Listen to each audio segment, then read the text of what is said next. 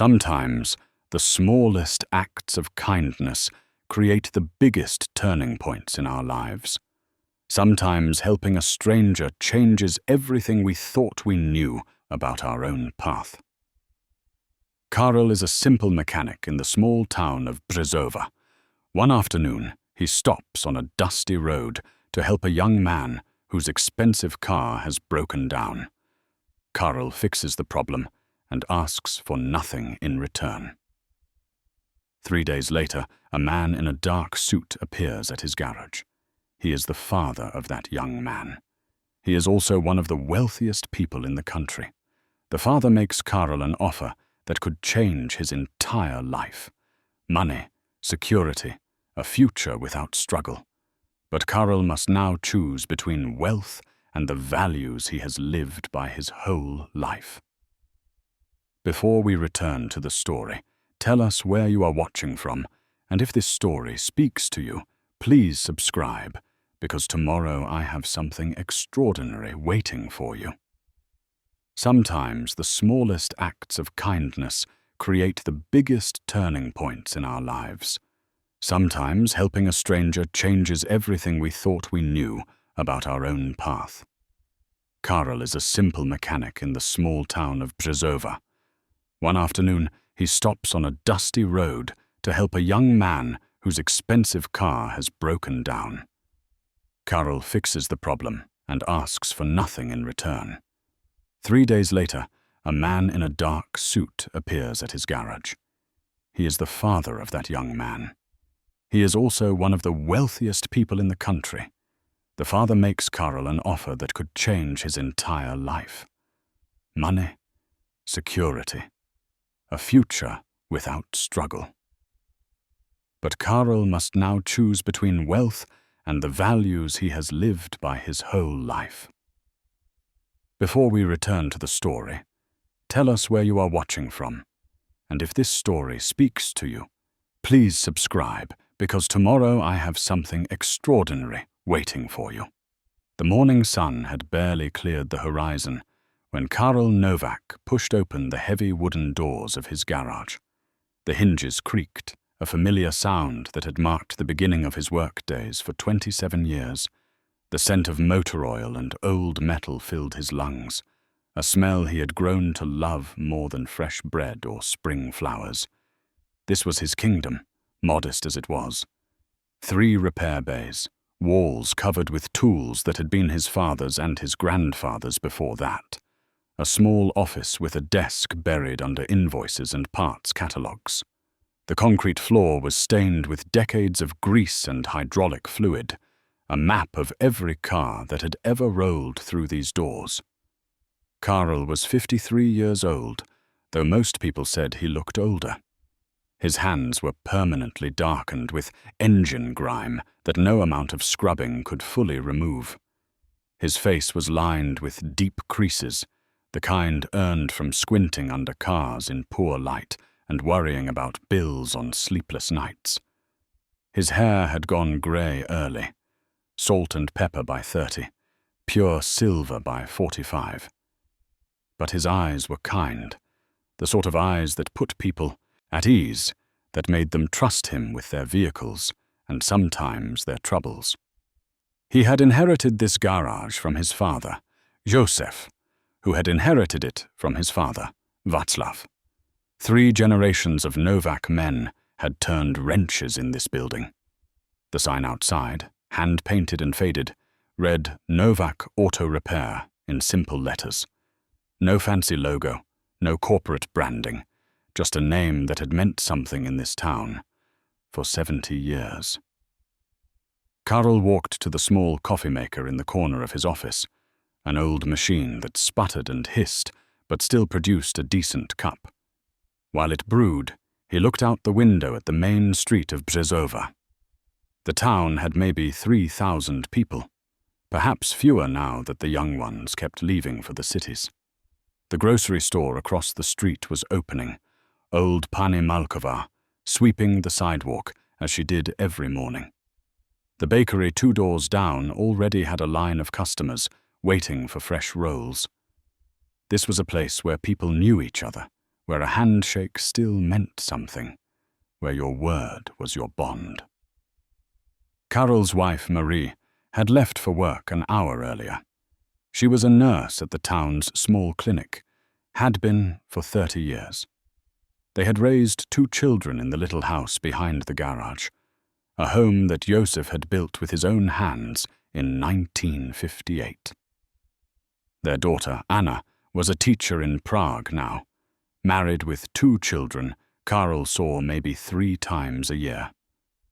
Their son, Tomasz, had moved to Germany for work, something with computers that Karol did not fully understand. The grandchildren were growing up speaking languages he barely knew, living lives that seemed impossibly distant from his own. He missed them terribly, but would never say so. That was not his way. The coffee finished brewing with a final gurgle. Karol poured himself a cup, black, no sugar. He had given up sugar 15 years ago when the doctor warned him about diabetes. Small sacrifices, he thought. Life was full of them. He carried the cup to his desk and sat down, the chair groaning under his weight. The morning light slanted through the dusty window, illuminating the chaos of papers. Bills to pay, parts to order, appointments to keep. The business was stable, never flush but never failing. People needed their cars fixed, and Karol fixed them well. That was the bargain, simple and clean. His first appointment was not until 9 o'clock, which gave him an hour to catch up on paperwork. He pulled a stack of invoices toward him and began sorting through them. Delivery charges, parts costs, labor hours. Everything documented, everything honest. His father had taught him that. Never cheat a customer, never cut corners, never do work that you would not want done on your own vehicle. Those principles had served 3 generations, and Karol had no intention of abandoning them now. At 8:30, he heard the rumble of an engine outside. Too early for his appointment. He stood and walked to the cool bay door, wiping his hands on a rag from habit, even though they were clean. A pickup truck pulled up, old and battered, rust eating through the wheel wells. Karol recognized it immediately. It belonged to Pavel Svoboda, a farmer who lived 10 kilometers outside town. Pavel climbed out, moving stiffly. He was older than Karol by a decade, a man whose body had been worn down by a lifetime of physical labor. His face was weathered and deeply tanned, his hands gnarled like tree roots. He wore overalls and a faded cap, work boots caked with dried mud. "Good morning, Pavel," Karol called out, walking toward him. "Good morning, Karol. Sorry to come by without calling. The truck started making a bad noise yesterday evening. I need it running. Cannot harvest without it." "Of course. Let me take a look. Bring it into the bay." Pavel nodded and climbed back into the truck. He drove it slowly into the garage, the engine coughing and sputtering. Karol could hear the problem immediately, a grinding sound from somewhere deep in the transmission. Not good, but fixable. He had Pavel park and turn off the engine. "What do you think?" Pavel asked, climbing out again. "I think your transmission is telling you it has had enough." "How many kilometers on this truck?" Pavel scratched his chin. 260,000, maybe more. The odometer stopped working 5 years ago. Karol smiled. "That is a good long life for a truck. Let me get it up on the lift and have a proper look. Should not take long to diagnose. How long to fix? I really need it, Karol.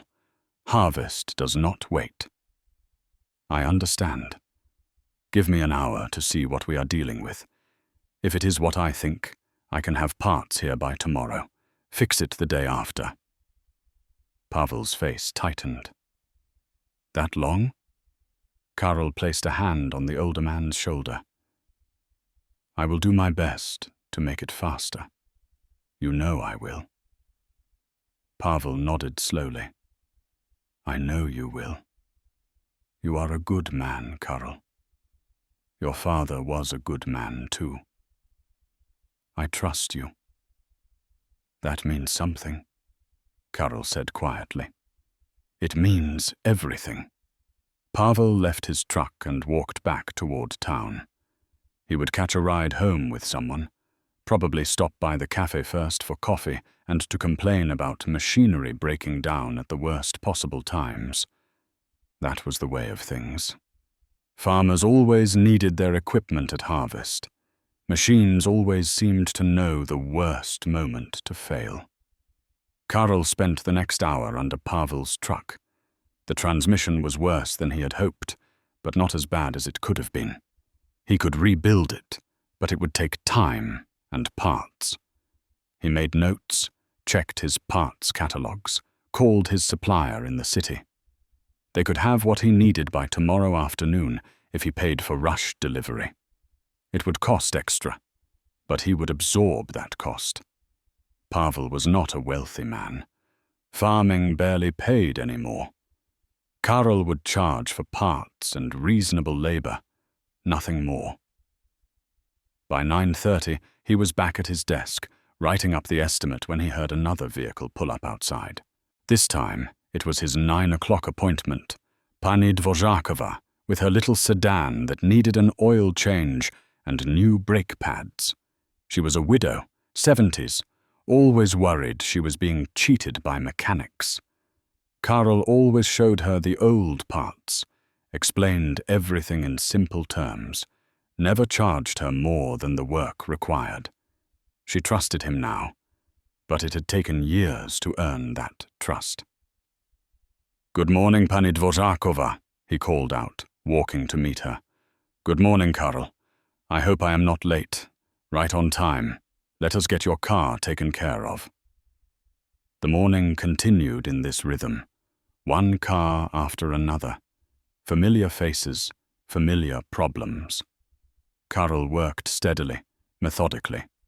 He did not rush. Rushing led to mistakes, and mistakes cost more in the end. He had learned that from his father, who had learned it from Václav. Good work took time.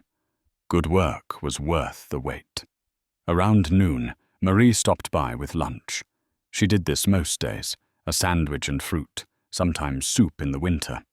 They sat together in the small office, eating and talking about ordinary things.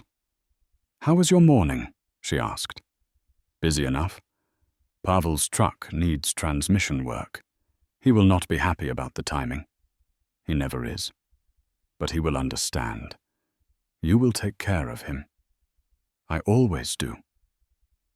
She smiled at him, a smile that had not changed much in 32 years of marriage. That is why people trust you. You could charge more, you know. You could make more money. We have enough. Do we? Anna called last night. Her son needs braces. That costs money. We are helping with that. We do not have much saved, Karl. I know, but we have enough. We always have enough. Marie sighed, but did not argue. They had had this conversation many times over the years. Karl was not ambitious in the way some men were. He did not dream of expanding the business, opening new locations, building an empire. He wanted to do good work, treat people fairly, sleep well at night. That was his measure of success. Marie understood this, even if she sometimes wished for more. After lunch, she kissed him on the cheek and went back to the clinic. Karl returned to work. The afternoon passed much like the morning. Cars came and went. He diagnosed problems, made repairs, sent people on their way. Each job was its own small puzzle, and he enjoyed the solving of them. There was satisfaction in making something broken work again, in keeping people's lives running smoothly. His hands knew the work without thinking, decades of muscle memory guiding every movement. By 5 o'clock, he was finishing up the last repair of the day when he heard a car pull up outside. He glanced at his appointment book. Nothing scheduled. He wiped his hands and walked to the bay door. What he saw made him pause. It was a car unlike any he had seen in Brzezova, a sleek black vehicle, foreign-made, expensive, the kind of car that cost more than most houses in town. It sat idling in front of his garage, gleaming in the late afternoon sun, looking completely out of place on this dusty street. Karel waited, curious. The driver's door opened, and a young man stepped out. He could not have been more than 22 or 23, tall and lean, wearing clothes that probably cost more than Karel made in a month. Designer jeans, a fitted shirt, sunglasses that caught the light. He looked around with an expression that was hard to read, something between curiosity and discomfort. "Can I help you?" Karel called out. The young man turned toward him. "I hope so. My car just started making a strange noise. I am not from here. I was driving through and it just started." Karel walked closer. "What kind of noise?" "Like a clicking. From the engine, I think." "Where are you headed?" "Prague. I am supposed to be there by 7. Karel checked his watch. "That is a tight schedule. Let me hear it." The young man got back in the car and started it. Karel leaned close, listening. There it was, a rapid clicking from under the hood.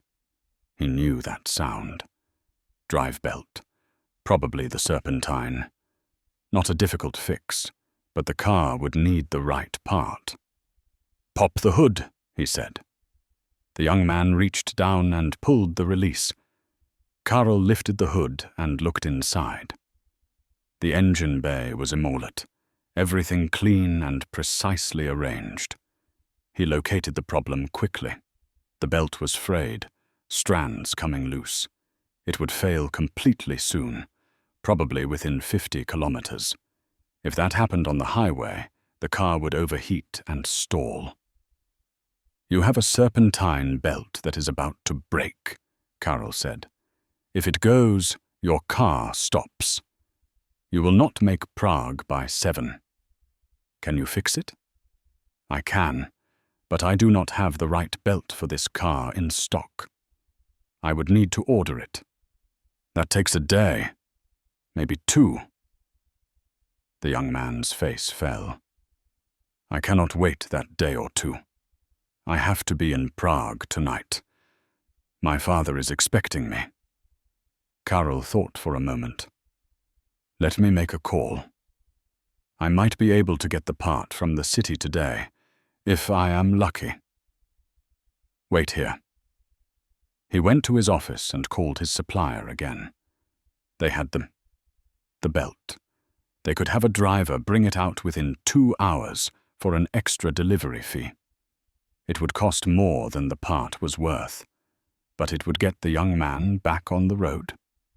Karel agreed to the terms and returned to the garage. "I can have the part here in 2 hours," he told the young man. "The repair takes maybe 30 minutes after that. You will be delayed, but you will make Prague tonight if you leave by 8. The young man's relief was visible. "Thank you." "How much will this cost?" Karel told him, adding the delivery fee to the part and labor. It was fair, perhaps more than fair, given the rush. The young man did not even blink. "That is fine, whatever it takes." "What is your name?" "Karel Novak. And yours?" The young man hesitated for just a moment. "Jakub. Just Jakub." "All right, Jakub. Make yourself comfortable. There is a cafe down the street if you want coffee. I will call you when the part arrives." "Thank you, Karel. I really appreciate this." "You are welcome. We help each other. That is the way it should be. His expensive shoes clicking on the sidewalk. Jakub walked towards him go, then returned to finishing the brake job on Pani Dvorzakova's car. The part arrived exactly when promised, delivered by a courier in a van who seemed annoyed at having to drive out to such a small town. Karl signed for it, inspected the belt to make sure it was correct, and called Jakub's mobile phone. The young man returned within 10 minutes. Karl had already pulled the car into the bay and was preparing his tools. "This will not take long," he said, getting to work. Jakub stood nearby, watching. He seemed uncomfortable in the garage, out of place among the oil stains and worn tools. Most wealthy people did when they found themselves in places like this. Karl had seen it before, though rarely. People with expensive cars usually had them serviced at dealerships in the city, places with waiting rooms that served coffee in real cups and had magazines that were current. "You have been doing this a long time?" Jakub asked, breaking the silence. 27 years in this garage. Before that, I worked here with my father. He taught me everything. That is a long time in one place. It is the only place I have ever wanted to be." "What about you? What do you do?" "I am a student. Business school in Prague. My father wants me to learn how to run his companies." "Companies?" Jakub shifted his weight. "He owns several businesses. Import, export, manufacturing. I am supposed to take over someday. That sounds like a lot of responsibility." "It is. Sometimes I think it is too much, but it is what is expected." Karl nodded, focusing on removing the old belt. "Expectations can be heavy things to carry." "They can."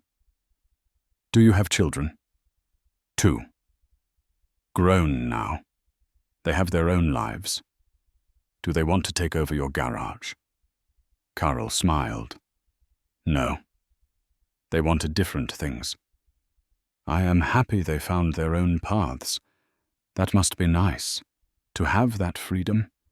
Every parent wants their children to be happy. That should be the only expectation that matters." Jakub was quiet after that. Karl worked steadily, removing the damaged belt and installing the new one. It fit perfectly, snug against the pulleys. He started the engine and listened. The clicking was gone, replaced by the smooth hum of a well-tuned motor. "All fixed," he said. "You should have no problems getting to Prague." Jakub pulled out his wallet, a slim leather thing that probably cost more than Karl made in a week. He counted out bills, exact amount, and handed them to Karl. "Thank you for helping me. Not many people would go to this trouble for a stranger. We are all strangers until we are not. Drive safely." Jakub hesitated, then extended his hand. Karl shook it. The young man's grip was firm, but his hands were soft, unmarked by work. "Thank you, Karl Novak. I will remember this." Then he got in his car and drove away. The black vehicle disappeared down the street, heading toward the highway and the city beyond. Karl watched it go, then returned to his office to file the receipt. Just another job, another customer. He thought nothing more of it. That evening, he closed the garage at 6, same as always. He walked the short distance to his house, a path he had taken thousands of times. The house was small but well-maintained, painted blue with white trim. Marie's flower garden bloomed along the front, colors bright in the fading light. She was in the kitchen when he came in, preparing dinner. The smell of roasted chicken filled the house. "How was your day?" she asked. "Busy. Fixed Pavel's transmission diagnosis, did brake work, helped a young man from Prague with his car. Just the usual." She smiled. "The usual is good. The usual is reliable. They ate dinner together at the small table by the window. They talked about ordinary things. Marie told him about a patient at the clinic who had recovered from pneumonia. Karl told her about Pavel's truck and the young man with the expensive car. Neither story seemed particularly important, just the events of a day, the small moments that filled a life. After dinner, Karl sat in his chair by the window and read the newspaper while Marie watched a program on television. This was their routine, comfortable and familiar. At 10, they went to bed. Karl fell asleep within minutes, the sleep of a man whose body was tired from honest work. 3 days passed in much the same way. Cars came in, cars went out. Karl worked, came home, ate dinner, slept. The rhythm of his life was steady and predictable. He liked it that way. Predictable meant stable. Stable meant safe. On the 4th day, a Thursday afternoon, everything changed. Karl was under a car, replacing a muffler, when he heard a vehicle pull up outside. He slid out from under the lift, wiping his hands on a rag. A large black car sat in front of the garage, even more expensive than the one Jakob had been driving.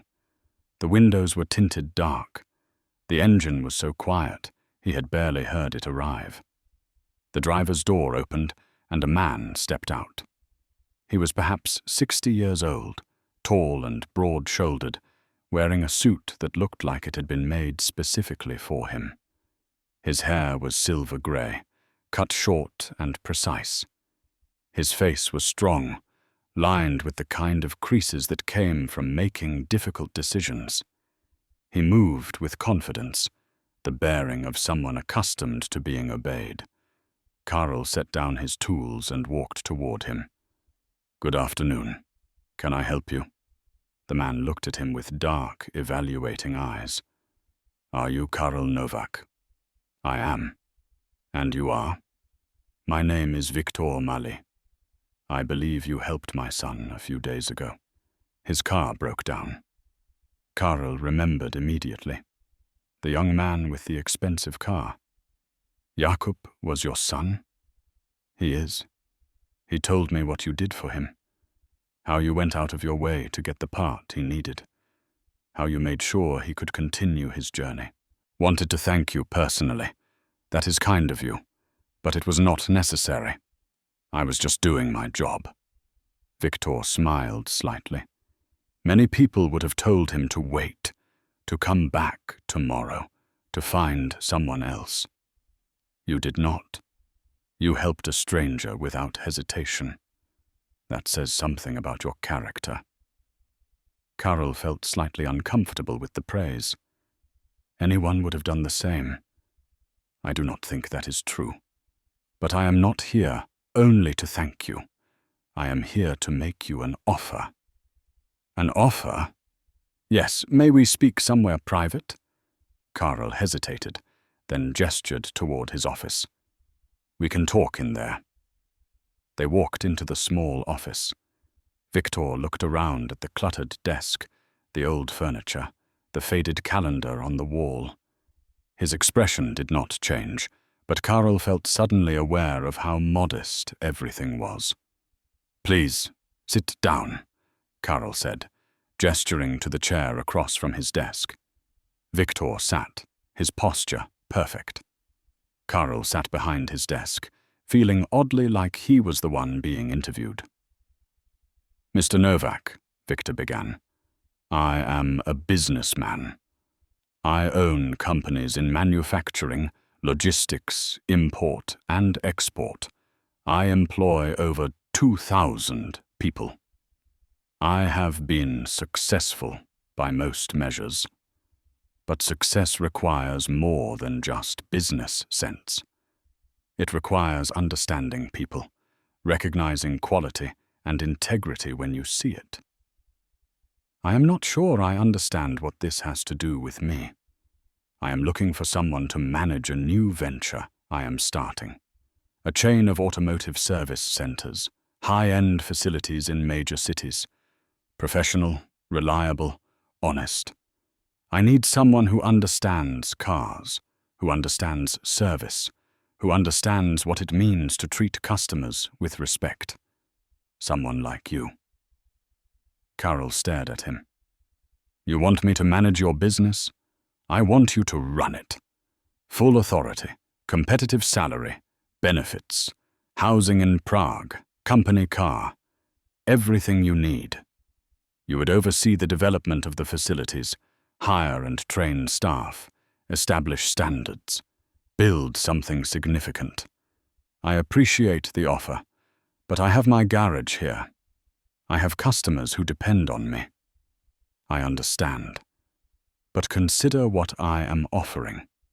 Financial security for you and your family. The chance to do something bigger than one small garage in one small town. The opportunity to create something that lasts. I have something that lasts. 3 generations of my family have run this garage. That is a legacy, certainly. But it is also a limitation. You are one man, fixing cars in a town that is shrinking. What happens when you retire? Who takes over? My children have their own lives. Then this ends with you.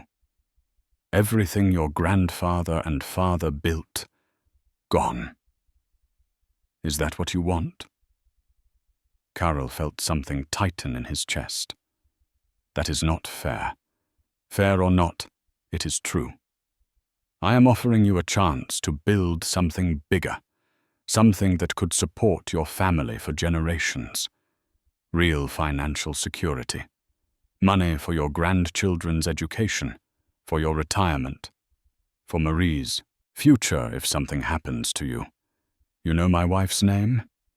I make it my business to know things. I am thorough. That is why I am successful. Carol stood up.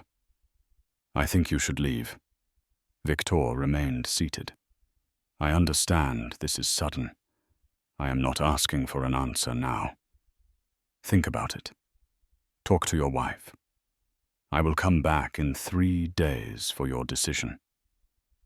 I do not need 3 days. This is my life. This garage, this town, these people. I am not interested in your offer. Victor stood slowly.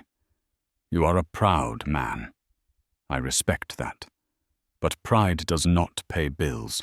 Pride does not secure your family's future.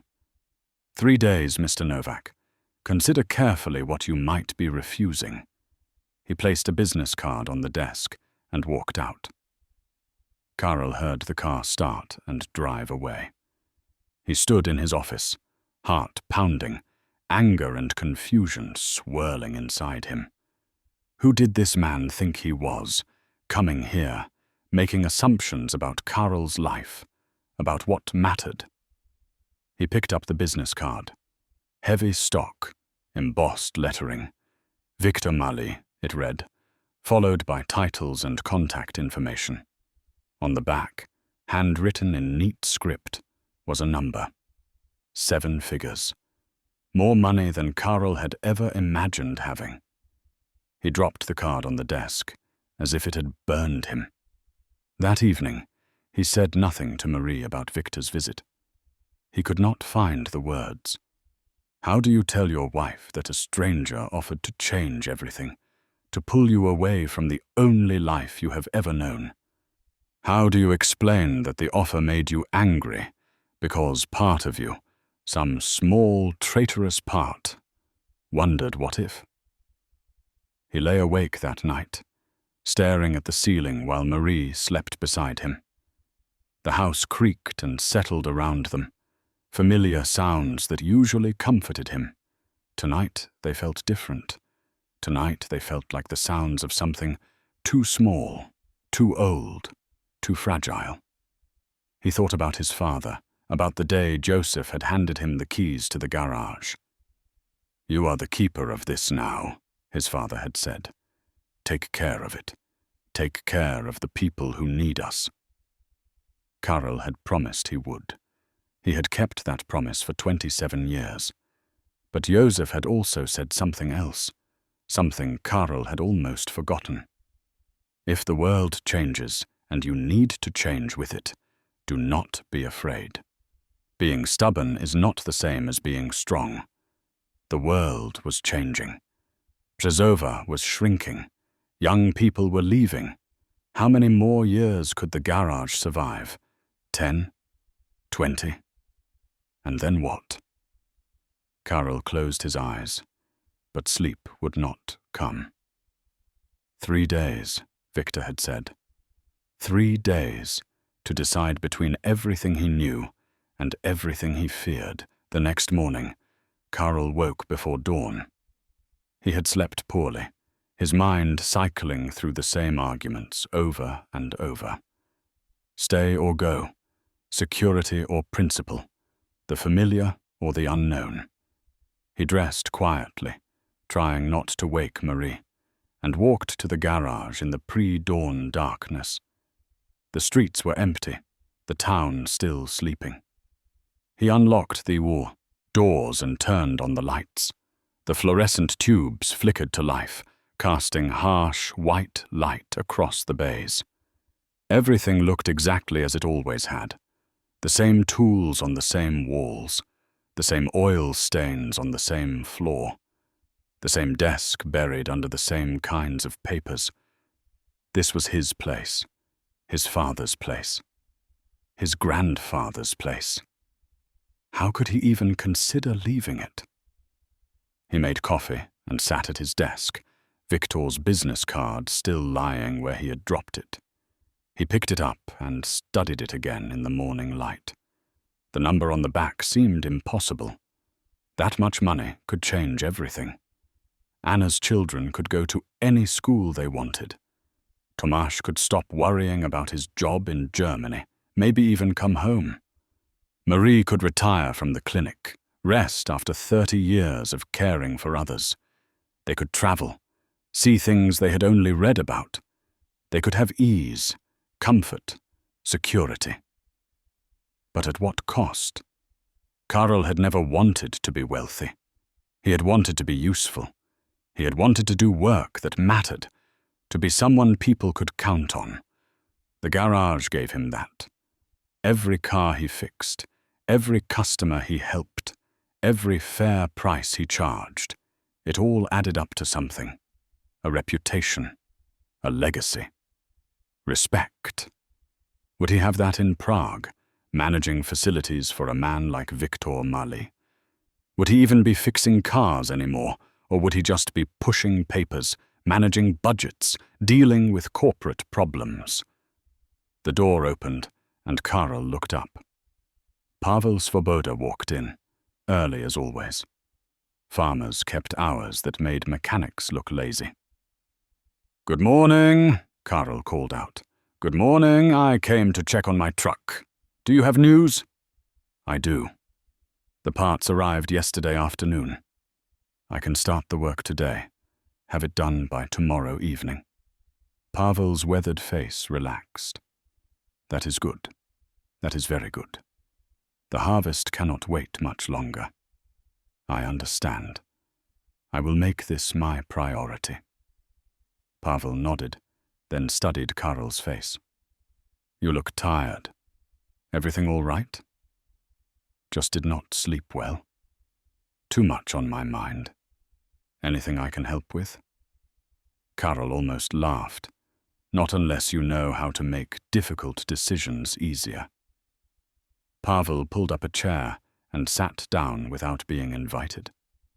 That was the way with old friends. They did not wait for permission. "What kind of decision?" Karel hesitated. He had not planned to tell anyone about Victor's offer. But Pavel was not just a customer. They had known each other for decades. Their fathers had known each other. There was trust here, the kind built slowly over many years. "Someone offered me a job in Prague. A lot of money. Managing automotive facilities." but it would mean leaving the garage, leaving Brzezova. Pavel was quiet for a moment. That is a big decision. It is. And I do not know what to do. What does Marie say? I have not told her yet. Why not? Because I am afraid of what she might say. You are afraid she will want you to take it. Yes. Pavel leaned back in his chair. Let me tell you something. My father once had a chance to sell our farm. This was 40 years ago. A developer wanted the land, offered him 3 times what it was worth.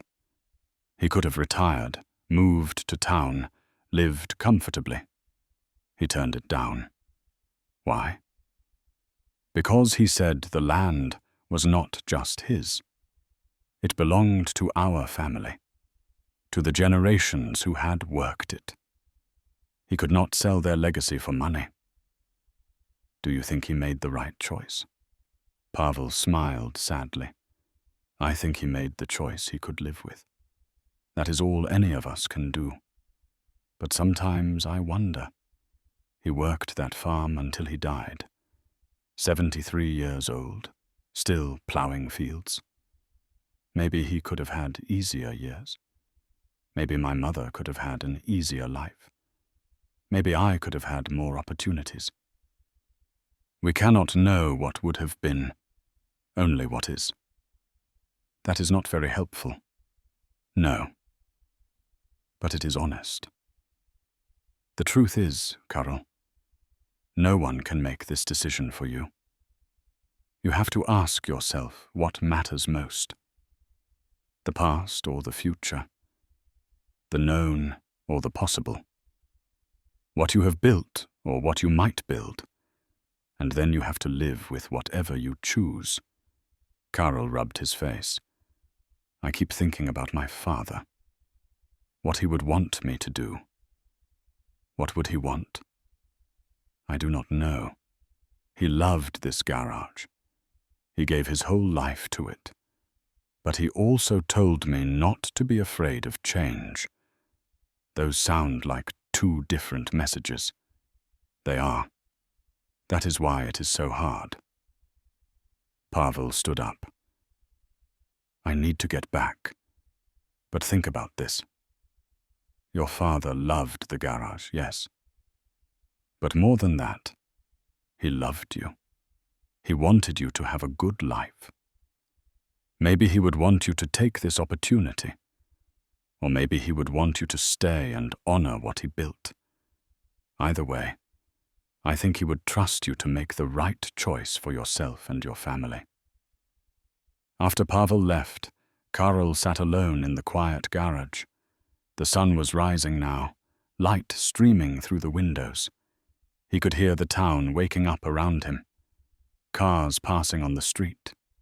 Shops opening. The familiar sounds of a familiar place. He thought about his grandfather, Václav, who had opened this garage in 1938, just before the world went dark with war. He had survived the occupation, kept the business alive through impossible years, passed it on to his son. He thought about his father, Joseph, who had worked here through communism and revolution, who had adapted and persevered, who had taught Karol everything he knew about engines and about integrity. He thought about himself, about the 27 years he had spent in this building, the thousands of cars he had fixed, the hundreds of people he had helped, all of that history, all of those lives touching his. How could he walk away from that? But then he thought about Anna, about the phone calls where she carefully did not mention money troubles. He thought about Tomasz in Germany, working a job he did not love because it paid well enough to support his family. He thought about Marie's tired face at the end of long shifts at the Sartor clinic, the way her hands ached from years of nursing. He thought about the grandchildren growing up far away, strangers to the place where their grandfather lived. Maybe Victor was right. Maybe pride was not the same as wisdom. Maybe holding on to the past was not the same as securing the future. At 8 o'clock, Marie called his mobile phone. "Are you coming home for breakfast? I have been here since early." Lost track of time. Is something wrong? No. Just thinking. About what? About us. About our future. There was a pause on the other end of the line. That sounds serious. It might be. Can we talk tonight? Of course. Carol, you are worrying me. Do not worry. Just something I need to discuss with you. All right. Come home when you can. I love you. I love you too. He ended the call and sat staring at his phone. Tonight he would tell her. Tonight they would talk about Victor's offer, about Prague, about changing everything. Tonight they would begin the real difficult part. The day passed slowly. Karel worked on Pavel's truck, losing himself in the familiar rhythms of the repair. Transmissions were complicated, but they followed rules. You could take them apart and put them back together. You could diagnose problems and fix them. If only life were so simple. His other appointments came and went. He fixed a timing belt, replaced spark plugs, diagnosed a fuel pump issue. Each job was its own school-contained problem with a clear solution. This calmed him. This he understood. At 5 o'clock, he closed the garage and walked home. His steps felt heavy. Marie was in the kitchen preparing dinner. She looked up when he came in, and he could see the concern in her eyes. "Sit down," she said gently. "Tell me what is going on." So he did. He told her about Jakub and the broken belt. He told her about Victor appearing 3 days later with an offer. He told her about the money, the job, the move to Prague. He told her about his confusion, his guilt, his fear. Marie listened without interrupting. When he finished, she was quiet for a long moment. "That is a lot of money," she finally said. "It is. Life-changing money. Yes. What do you want to do?" Karel looked at his hands, scarred and stained from decades of work. "I do not know. Part of me wants to refuse immediately. This is our home. This is our life. But another part keeps thinking about Anna and Tomasz, about you working so hard, about how we could help our family, about how maybe I am being selfish by wanting to stay. You are not selfish. You are loyal. Loyal to this place, to your father's memory, to the people here. Those are good things, but are they enough? Are they worth giving up security? Marie reached across the table and took his hands. "Do you remember when we got married? We had nothing. Your father had just given you the garage, but we had no savings, no house of our own. We lived in 2 rooms above the shop. I remember. I was terrified. I was working at the clinic. You were working here. We barely had enough money to eat. But we were happy. We were. Why? Because we had each other. Because we were building something together. Because we believed in what we were doing. And do you still believe in it?" Karel met her eyes. "I do. But I also believe in taking care of you. In giving our children and grandchildren better opportunities. This money could do that. Money is not everything, Karel. I know. But it is not nothing either." Marie smiled. "No, it is not nothing.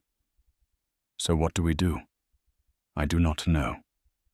Victor is coming back in 2 days for my answer. 2 days to decide our entire future." She squeezed his hands. Then we have 2 days to think, to talk, to pray, if we still remember how. We will figure this out together. That night they talked until late.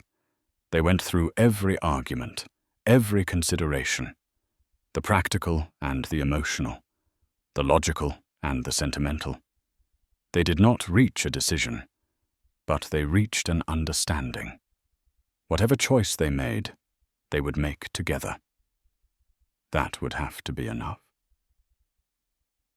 The following day, Karl tried to focus on his work, but his mind kept wandering. Every decision felt weighted with significance now.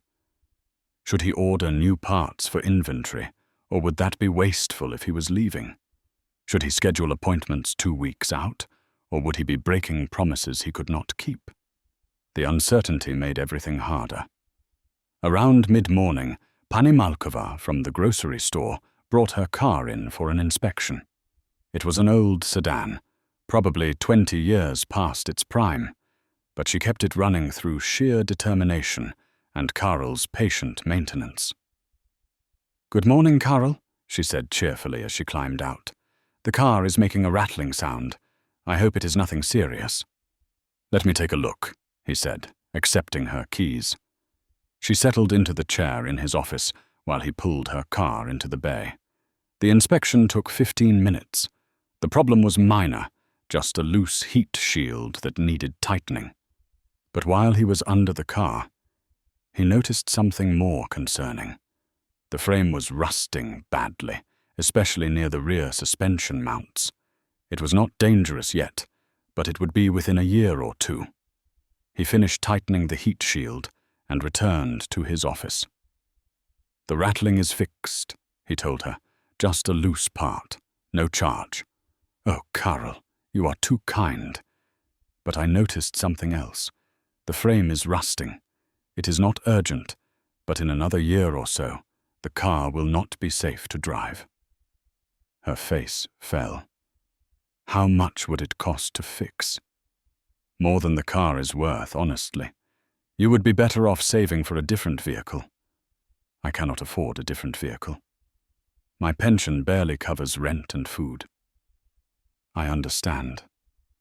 We have some time. Maybe we can figure something out. She nodded slowly, worry creasing her face deeper. "You are a good man, Karl. I do not know what this town would do without you." After she left, Karl sat at his desk, feeling the weight of her words. What would Brzezova do without him? There was one other mechanic in town, younger, competent enough, but not particularly honest. He charged whatever he thought he could get away with. People came to Karl because they trusted him, because 3 generations of Novaks had earned that trust. If he left, where would people like Pani Malkova go? Who would take care of them? He thought about calling Victor and telling him the answer was no. But then he thought about the number on that business card, about security, about opportunity, about all the things that money could provide. The internal argument started again. By noon, he needed to clear his head. He locked the garage and walked to the small cafe on the main street. It was owned by Milan and Dana Kopetsky, a couple in their 60s who had been serving coffee and pastries to the town for 40 years. The cafe was always busy at lunchtime, filled with familiar faces. Karl found an empty table by the window and ordered coffee and a sandwich.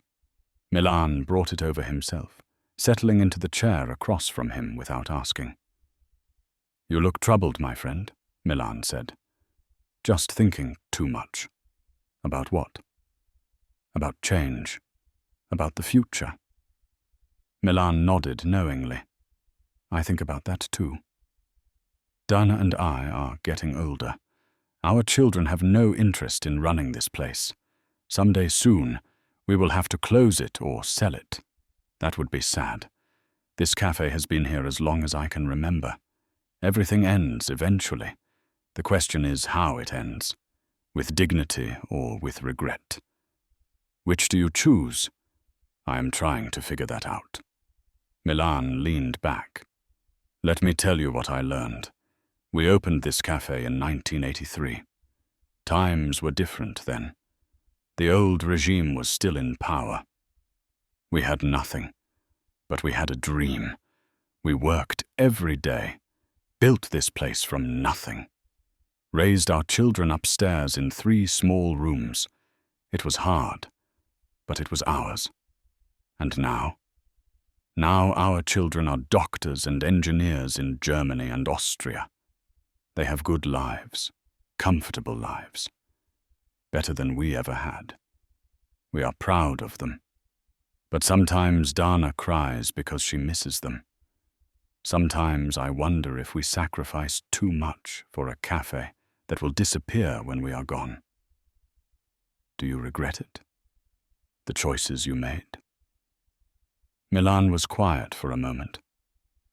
I regret some things, but I do not regret building something with my own hands. I do not regret the people we have fed, the conversations we have had, the community we have been part of. Money and comfort are not everything, Carol. Meaning matters too. What if you could have both? What if you could have security and meaning? Then you would be luckier than most. But usually, we have to choose. That is the hard part. They sat together in comfortable silence. Around them, the cafe hummed with life. Old men arguing about football, young mothers sharing gossip, teenagers drinking sodas and laughing at private jokes. This was the heartbeat of a small town, steady and familiar. Karol finished his coffee and returned to the garage. Pavel's truck was ready for testing. He took it for a drive through town and out onto the country roads. The transmission shifted smoothly, no grinding, no hesitation. The repair was good. He drove past Pavel's farm, fields of wheat ready for harvest, golden in the afternoon sun. This was the landscape of his whole life. Every road, every building, every tree was familiar. He knew who lived in each house, who owned each field. He knew their stories, their struggles, their joys. In Prague, he would know nothing. He would be a stranger among strangers, managing facilities he did not care about for people he did not know. But his children were strangers there too, and they had adapted. They had built new lives in unfamiliar places. Maybe he could do the same. Maybe that was what this generation had to do. Leave the small, familiar places and find their way in the larger world. Back at the garage, he called Pavel to tell him the truck was ready. Pavel arrived within the hour, driving his old tractor. He inspected the truck carefully, started it, listened to the engine, shifted through the gears. Perfect, he said finally. What do I owe you? Karol told him the price. It was fair, covering parts and labor, but nothing extra. Pavel counted out bills from a worn wallet and handed them over. You could have charged me more. You always could. But you never do. I charge what the work is worth. I know. That is why I come to you. That is why everyone comes to you. Pavel climbed into his truck, then paused. Have you made your decision yet? About Prague? Not yet. Tomorrow the man comes back for my answer. Whatever you decide, I hope you find peace with it. That is all any of us can ask for. After Pavel left, Karol sat down to do paperwork. Invoices, receipts, payments. The mundane tasks of running a business. His father had sat at this same desk doing the same work. his grandfather before that. 3 generations of Novaks keeping careful records, treating customers fairly, maintaining a reputation. If he left, all of that would end. The garage would close or be sold. Someone else might open it again, but it would not be the same. It would not be Novak Auto Repair. That name would disappear. That legacy would end. The thought made his chest tighten. But then he thought about Anna calling to ask for money for her son's braces. He thought about the careful way she phrased it, trying not to sound desperate. He thought about Tomasz mentioning that his apartment in Germany was too small for his growing family, but they could not afford anything bigger. He thought about Marie's arthritic hands, how she winced when she thought he was not watching. His children needed him. His wife needed him. Maybe the best legacy he could leave was not a building, but a better future for the people he loved. That evening, Marie asked him if he had thought more about the offer. Every moment of the day, he admitted. And? I keep going in circles. Every reason to stay has a reason to go. Every reason to go has a reason to stay. She smiled sadly. That means it is a real choice. If it were easy, it would not matter so much. Do you think we could be happy in Prague? I think we could be happy anywhere if we are together. But would you be happy? That is the real question.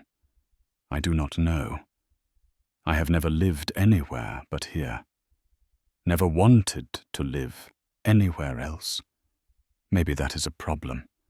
Maybe I have been too comfortable, too afraid of change. Or maybe you have been content. Content is not the same as afraid. Perhaps not. But it is also not the same as growing. Marie took his hand. Whatever we decide, I will support you. If you want to stay, we stay. If you want to go, we go. But you need to decide for yourself, not for me. Not for the kids, for yourself. What do you want, Karl? That was the question he had been avoiding. What did he want? Not what he should want. Not what was practical or logical. But what did his heart want? He wanted both.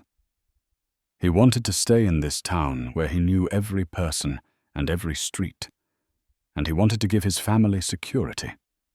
But he could not have both. Tomorrow, Victor would come for his answer. Tomorrow, he would have to choose. That night, he lay awake again, but this time, Marie was awake too. They held hands in the darkness, not speaking, just being together. Whatever tomorrow brought, they would face it together. That would have to be enough. Victor arrived exactly at noon, just as he had promised. Karl was in the middle of an oil change when the black car pulled up. He wiped his hands and walked out to meet him. The businessman stepped out, looking as polished and confident as before. His suit probably cost more than Karl made in 3 months. "Good afternoon, Mr. Novak," Victor said. "I trust you have had time to consider my offer. I have thought about little else. And? Before I give you my answer, I need to understand something. Why me? There are thousands of mechanics, many with more experience, more education, more business knowledge. Why come all the way to Březova to offer this opportunity to someone you do not even know?" Victor smiled slightly. "Those are good questions. Let me be honest with you. I have been successful because I understand people. I understand what motivates them, what they value, what they will protect. When Jakob told me about you, about how you helped him without hesitation, I became curious. So I investigated. I learned about your garage, about your reputation, about 3 generations of honest work. I learned that people in this town trust you completely. That is rare. Trust is the foundation of any successful business. You cannot buy it. You cannot fake it. You either have it or you do not. You have it. That is why I want you. But trust is earned here because people know me, know my family, know our history. In Prague, I would be nobody. You would be someone who works for me, and my reputation would stand behind you. People would trust you because I trust you. That is how it works. Karel leaned against the doorframe. You said you investigated me. What else did you learn? That your daughter is a teacher in Prague. Single mother, 2 children, struggling to make ends meet. That your son works in Germany, software development, sending money home when he can. That your wife has been a nurse for 30 years. That she has arthritis in her hands that will only get worse. That this garage makes enough to live on, but not enough to save. That you are one major expense away from serious financial trouble. Karel felt his jaw tighten. You had no right to look into my family. I had every right. I do not make business decisions blindly. I needed to know who you are, what matters to you, what pressures you face. Do not be angry. Be grateful. I am offering you a way out. A way out of what? Of this. He gestured at the garage. Of working yourself into the ground for barely enough money. Of watching your family struggle while you maintain some idea of honor and legacy.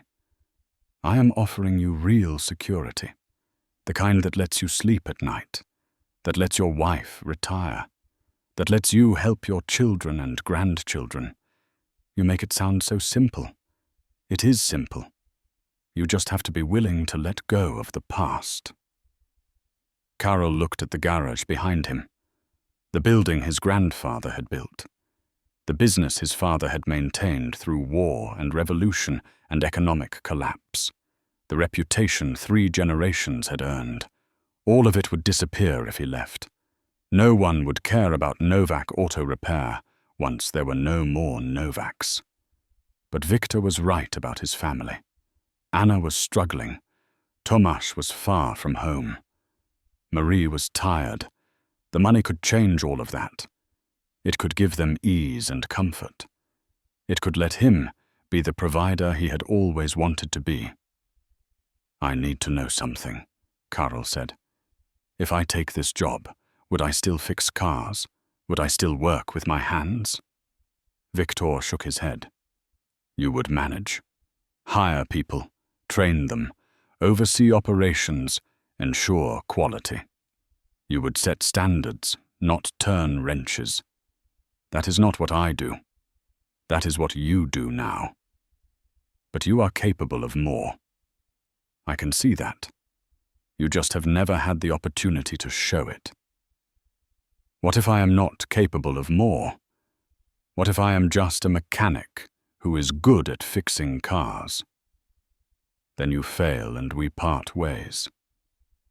But I do not think that will happen. I think you have more potential than you realize. You just need someone to believe in you. My father believed in me, and he gave you this garage. But did he give you the chance to grow beyond it? Did he encourage you to dream bigger, or did he hand you a comfortable prison? Do not talk about my father that way. Why? Because it is true? Because he loved you but also limited you? Victor's voice was not cruel, just matter of fact.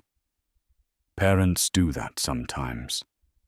They give us what they know, not what we need. Your father gave you this garage because it was all he had to give. I am offering you more. Karel felt anger rising in his chest. You do not know anything about my father, about what he sacrificed, about what he built.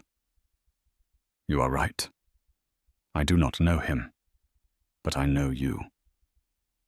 I know that you are better than this place, that you could do more, be more, if you just had the courage to try. And I know that deep down, you know it too. That is why you have not said no yet. That is why we are still having this conversation. Karel wanted to argue, but the words stuck in his throat. Because Victor was right. If he was certain about staying, he would have refused immediately. The fact that he was still talking, still considering, meant something. It meant he was not as sure as he wanted to be. I need more time, Karel finally said. How much time? A few more days. To talk to my family. To think. Victor nodded slowly. I can give you until Monday. That is 4 more days. But no longer. I have other opportunities to pursue, other people to consider. You are my first choice, but you are not my only option. Monday, then. I will have your answer Monday. Good. And Mr. Novak, think carefully. This kind of opportunity does not come twice. I understand. Victor returned to his car and drove away. Karel stood in the doorway of his garage, feeling like the ground had shifted beneath his feet. Everything Victor had said was reasonable, logical, even kind in its own way. So why did it feel like a threat? He went back inside and tried to focus on work, but his hands felt clumsy, his mind elsewhere. He finished the oil change mechanically, going through motions that usually brought comfort. Today they brought nothing. At 3 o'clock, his phone rang. It was Anna. "Papa," she said, and he could hear the strain in her voice. "Is this a bad time?" "Never a bad time for you." "What is wrong?" "Nothing is wrong, exactly. I just needed to talk." "About what?" "About money." Karel's stomach tightened. "What about it?" "The school where I teach is cutting positions. I might lose my job." "When will you know?" "Next month." "But Papa, if I lose this job, I do not know what we will do. The rent here is so expensive. The boys need so much. I have some savings, but not enough to last more than a few months. How much would you need? To get through until I find something else?" She named a figure that made his chest tighten. It was more than he had saved, more than he could give without putting his own finances in danger. "I do not know if I can help with that much," he said carefully. "I know. I'm sorry. I should not have asked. You should always ask. You are my daughter. But I need to be honest about what I can do. I understand. We will figure something out. Maybe Tomáš can help. Tomáš is having his own troubles. His company is downsizing. He might lose his job too." Anna was quiet for a moment. "When did everything get so hard?" "I do not know. But we will manage. We always do." After the call ended, Karel sat staring at his phone. Both of his children were in trouble. Both needed help he could not provide. Not with what he made from the garage, but with what Victor was offering. He could help them both. He could solve their problems. He could be the father they needed. That evening, he told Marie about the conversation with Victor, about the investigation, about the deadline, about Anna's call. She listened, her face growing more troubled. "So he knows everything about us," she said. "Apparently. That feels invasive." "It does. But it also shows he is serious. He would not go to that trouble if this was not real.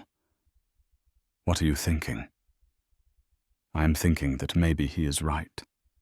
Maybe I have been holding on to the past too tightly. Maybe it is time to think about the future. You want to take the offer. I do not know what I want. But I know our children need help. I know you are in pain every day from work. I know this garage will not support us much longer. Maybe Victor is offering us a way forward. Or maybe he is offering you a way to betray everything you believe in. Karol looked at her sharply. That is harsh. Is it? You have spent your whole life being the person people can count on, being honest and fair and true to your word. If you leave this town, if you abandon the people who depend on you, what does that make you? It makes me someone who chose his family over his pride. Maybe. Or maybe it makes you someone who chose money over principle. They argued for the first time in years, not loudly, not cruelly, but with a tension that had not been there before. Marie questioned whether the money was worth the cost. Karol questioned whether she understood how serious their financial situation was. Both of them were right. Both of them were wrong. Finally, exhausted, they went to bed in silence. Karol lay awake, listening to Marie breathe beside him. He had 4 days to make a decision that would define the rest of his life. 4 days to choose between the man he had been and the man he might become. 4 days to figure out what mattered most, and he still had no idea what the right answer was. Saturday morning arrived with grey skies and the promise of rain. Karol opened the garage early, needing the distraction of work.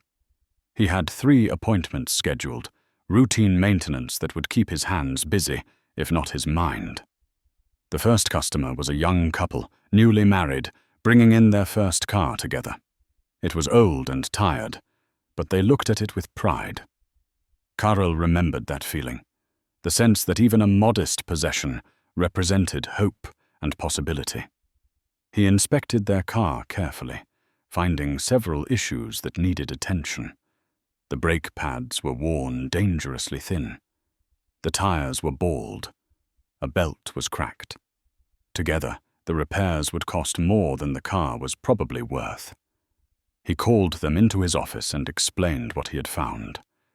Their faces fell as he listed each problem, each cost. "We cannot afford all of that right now," the young man said quietly. "What do we have to fix immediately?" "The brakes. You cannot drive safely without them. Everything else can wait a few months, but not that."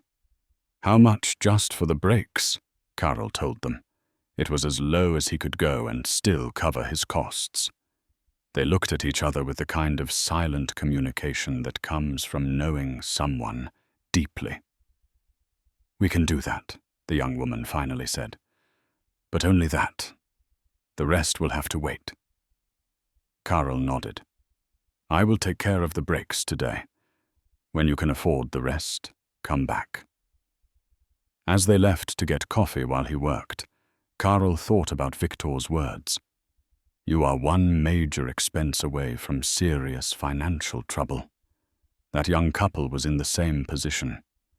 One crisis away from disaster.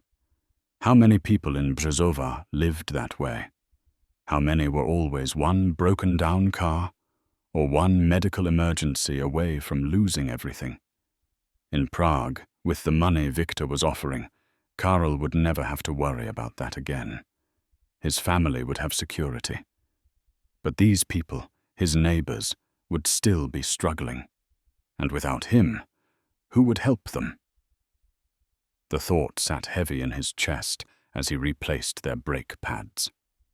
By noon, the rain had started, a steady drizzle that matched his mood. His second appointment cancelled, so he used the time to organize his parts inventory. It was mindless work that let his thoughts wander.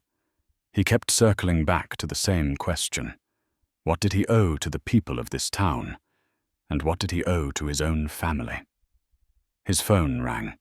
It was Tomasz calling from Germany. "Papa," his son said, and Karl could hear the weariness in his voice. "How are you?" "I am well." "Working?" "The usual." "How are you?" "Not so well. I lost my job." "When?" "Yesterday. They eliminated my entire department. I have severance for 3 months, but after that I do not know." "I am sorry, son. That is hard." "It is. And the market here is not good right now. I might need to look elsewhere. Maybe even come back to the Czech Republic. Would that be so bad? Coming home? I do not know. Part of me wants to. But the salaries there are so much lower. I do not know how I would support my family. Maybe I can help." "You have enough trouble of your own, Papa." Anna told me about her situation. "We do not need you worrying about us too. You are my children. I will always worry. But I might have some news soon." "Good news." "About what?" "Just an opportunity. I will tell you more when I know for certain." "All right, Papa?" "Yes." "Thank you for always being there. Even when we are far away, it helps to know you are there."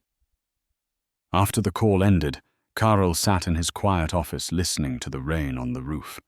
Both of his children were in trouble. Both needed him, and he had a way to help them if he was willing to pay the price. But what was that price exactly? His integrity, his reputation, his sense of self, or just his comfort and his fear of change? He was still wrestling with these thoughts when the door opened and Pani Malkova came in, shaking rain from her umbrella. She looked upset. "Karl," she said, "I need to talk to you about my car." "Of course. Sit down." She settled into the chair across from his desk, her hands trembling slightly. "I have been thinking about what you said, about the rust, about needing a new car. I cannot afford a new car. But I also cannot afford to be without transportation. The clinic is 5 kilometers away. The grocery store, the pharmacy, everything I need. Without a car, I am trapped. I understand. I have been thinking about it too. There might be a way to make repairs that would buy you more time." "How much time?" "Another year, maybe 2 if we are lucky." "And how much would that cost?" He told her a figure that was honest. It would not be cheap, but it would be less than a new car. Much less. Her face was grave. "I will need time to save that money. Months, probably." "That is all right. We have time. The car is still safe for now." She looked at him with watery eyes. "You are too kind, Karl. Too patient with an old woman who cannot pay her bills on time. You always pay eventually. That is what matters. But what if you are not here? What if something happens to you? Who will help me then? Nothing is going to happen to me. You cannot promise that. None of us can." She was right, of course. He was 53, not young anymore. And if he took Victor's offer, he would not be here at all. She would be left to deal with the other mechanic in town, the one who would charge her double and do half the work. The thought bothered him more than he wanted to admit. After she left, Karl stood at the window watching the rain. The street was nearly empty, just a few people hurrying between shops with umbrellas. This town had been his whole world for 53 years. Every building held memories. Every person had a story he knew. Could he really leave all of this behind? The afternoon dragged on. His third appointment arrived, a routine oil change that took 30 minutes. Then the garage was quiet again, just the sound of rain and his own thoughts. He tried to do paperwork, but could not concentrate. Finally, he locked up early and walked home through the rain. Marie was sitting at the kitchen table with papers spread out in front of her. Bills, he realized. She was going through their bills. How bad is it? He asked, sitting down across from her. Bad enough. The roof needs repairs before winter. My car needs new tires. We have property taxes due next month. And Anna needs money. And Tomasz just lost his job. She looked up sharply. When did that happen? He called today. How much does he need? He did not ask, but he will need something soon. Marie put down her pen. We cannot help both of them, Karol. Not with what we have, not without going into debt ourselves. I know. So what do we do? Karol took a deep breath. Maybe we take Viktor's offer. Marie was quiet for a long moment. You have decided then. I think I have to. For the kids. For us. For our future. What about for you? What about what you want? I want my children to be secure.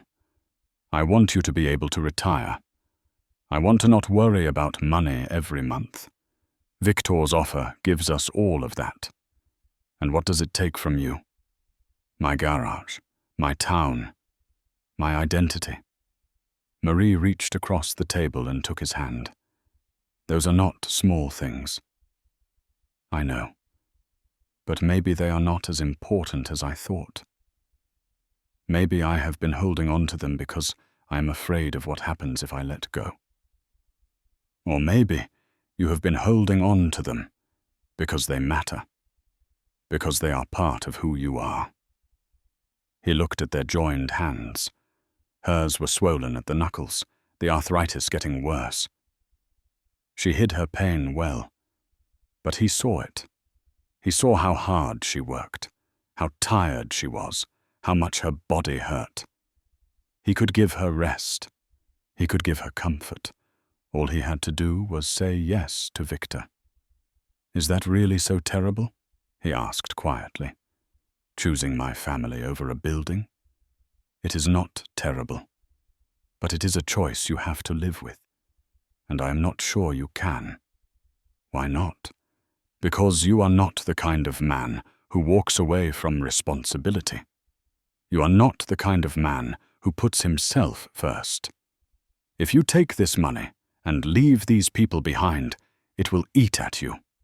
Every day, you will think about Pani Malkova and Pavel and all the others who depended on you. You will wonder if you betrayed them, and that guilt will poison everything, even the good you are trying to do for us. Maybe. Or maybe I will be grateful that I made the hard choice when it mattered most. They sat together in the quiet kitchen, the rain drumming on the roof. Outside, the day was growing dark.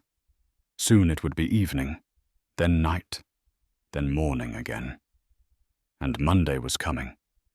Monday, when Viktor would return for his answer. I am going to say yes, Karol finally said.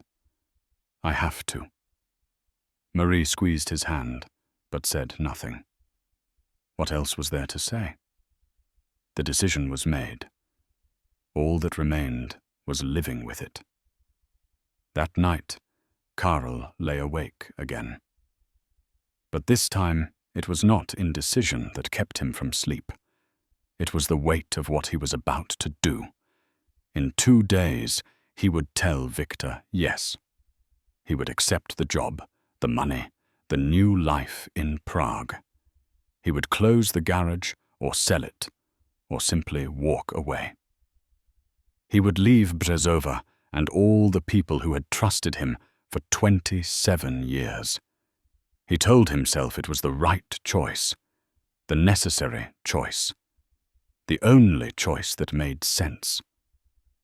But deep in his chest, in the place where truth lives before words can shape it, he felt something else. Not certainty, not peace, just a hollow ache that would not go away. Sunday morning, Karl woke with a sense of finality. Tomorrow he would give Victor his answer. Tomorrow everything would change. He dressed and went to the garage, even though it was closed. He needed to be there, to walk through it one more time before it stopped being his. The building was quiet and still. He moved through the bays slowly, running his hands over tools that had belonged to his father and grandfather. Each one had a history, 1,000 jobs completed, 1,000 problems solved. He stood in the office looking at the faded photographs on the wall. His grandfather, standing in front of the garage on opening day in 1938, young and proud. His father as a boy, learning to change oil. Karl himself at 26, the day his father had given him the keys. 3 generations, 70 years of work and reputation and trust. And he was going to be the one who ended it. The thought should have brought sadness, but instead he felt numb. He had made his decision. Now he just had to follow through. Around 10 o'clock, his phone rang. It was Milan from the cafe. "Karl, can you come to the square? There is something you need to see. What is it? Just come, please." Karl locked the garage and walked to the town square. A crowd had gathered near the cafe, maybe 40 or 50 people. As he approached, he saw Milan standing on the cafe steps, looking uncomfortable. When Milan saw Karl, he waved him over. "What is going on?" Karl asked. "These people heard you might be leaving. They wanted to talk to you." Karl looked at the crowd. He recognized every face. Pani Malkova, Pavel Svoboda, the young couple with the old car, shopkeepers and farmers and teachers and retirees, the people of Brezov. "Who told them?" Milan looked sheepish. "Word travels in a small town. Victor Mali was asking questions about you last week. People noticed. People talked. They figured out something was happening." Karl turned to face the crowd. They were watching him with expressions that ranged from concern to confusion to something that looked like betrayal. Pani Malkova stepped forward. "Is it true, Karl? Are you leaving us?" He wanted to deny it, to tell them it was none of their business. But these were his neighbors. They deserved honesty. "I have been offered a job in Prague. Good money. A chance to help my family. So you are leaving." "I have not decided yet. But you are considering it." "Yes." The crowd murmured. He could feel their judgment, their disappointment. Pavel Svoboda spoke up, his weathered face troubled. "What about the garage? What about us?" "There is another mechanic in town. You know he cannot be trusted. You know he charges too much and does poor work. I cannot stay just because you need a mechanic." "Why not?" "Because I have my own life to live, my own family to take care of." A young man in the back called out, "So money is more important than the people who have supported you for 27 years. It is not that simple. It sounds pretty simple. You are choosing to leave us for a bigger paycheck." Karl felt anger rising. "You do not understand. My children are struggling. My wife is in pain from working too hard. This garage barely makes enough to survive. I have an opportunity to change that, to give my family security." "And we do not matter?" Pani Malkova asked quietly. "You matter. But my family matters more. Should they not? She looked at him with sad eyes. I suppose they should, but it hurts nonetheless. We trusted you, Karl. We believed you were different from other people, that you cared about more than just money. I do care. But caring does not pay bills. Caring does not help my daughter when she cannot afford rent. Caring does not help my son when he loses his job. I have to be practical. Pavel stepped forward. Let me tell you something about being practical. When my father had the chance to sell our farm, he chose to keep it. Was it the practical choice? No. Did it cost us opportunities? Yes. But he kept his word. He honored his commitments. He stayed true to who he was. That is worth something too. What is it worth if my grandchildren do not have enough to eat? What is it worth if my wife has to work until she is 70 because we have no savings? You tell me what honor is worth then. The crowd was silent. Karl looked at their faces and saw hurt and anger and disappointment. He saw judgment, but he also saw understanding. They knew he was right, even if they did not want to admit it. Finally, Milan spoke. Karl, no one here can tell you what to do. This is your life and your choice. But these people came because they wanted you to know what you mean to them. What this garage means to this town. Maybe that should factor into your decision. It has factored in. I have thought about nothing else for days, but at the end of it all, I have to do what is best for my family, even if it disappoints you, even if it makes you think less of me. The crowd began to disperse slowly, people walking away in small groups, talking quietly among themselves. Karl stood on the square, feeling more alone than he had ever felt in his life. Pani Malkova was the last to leave.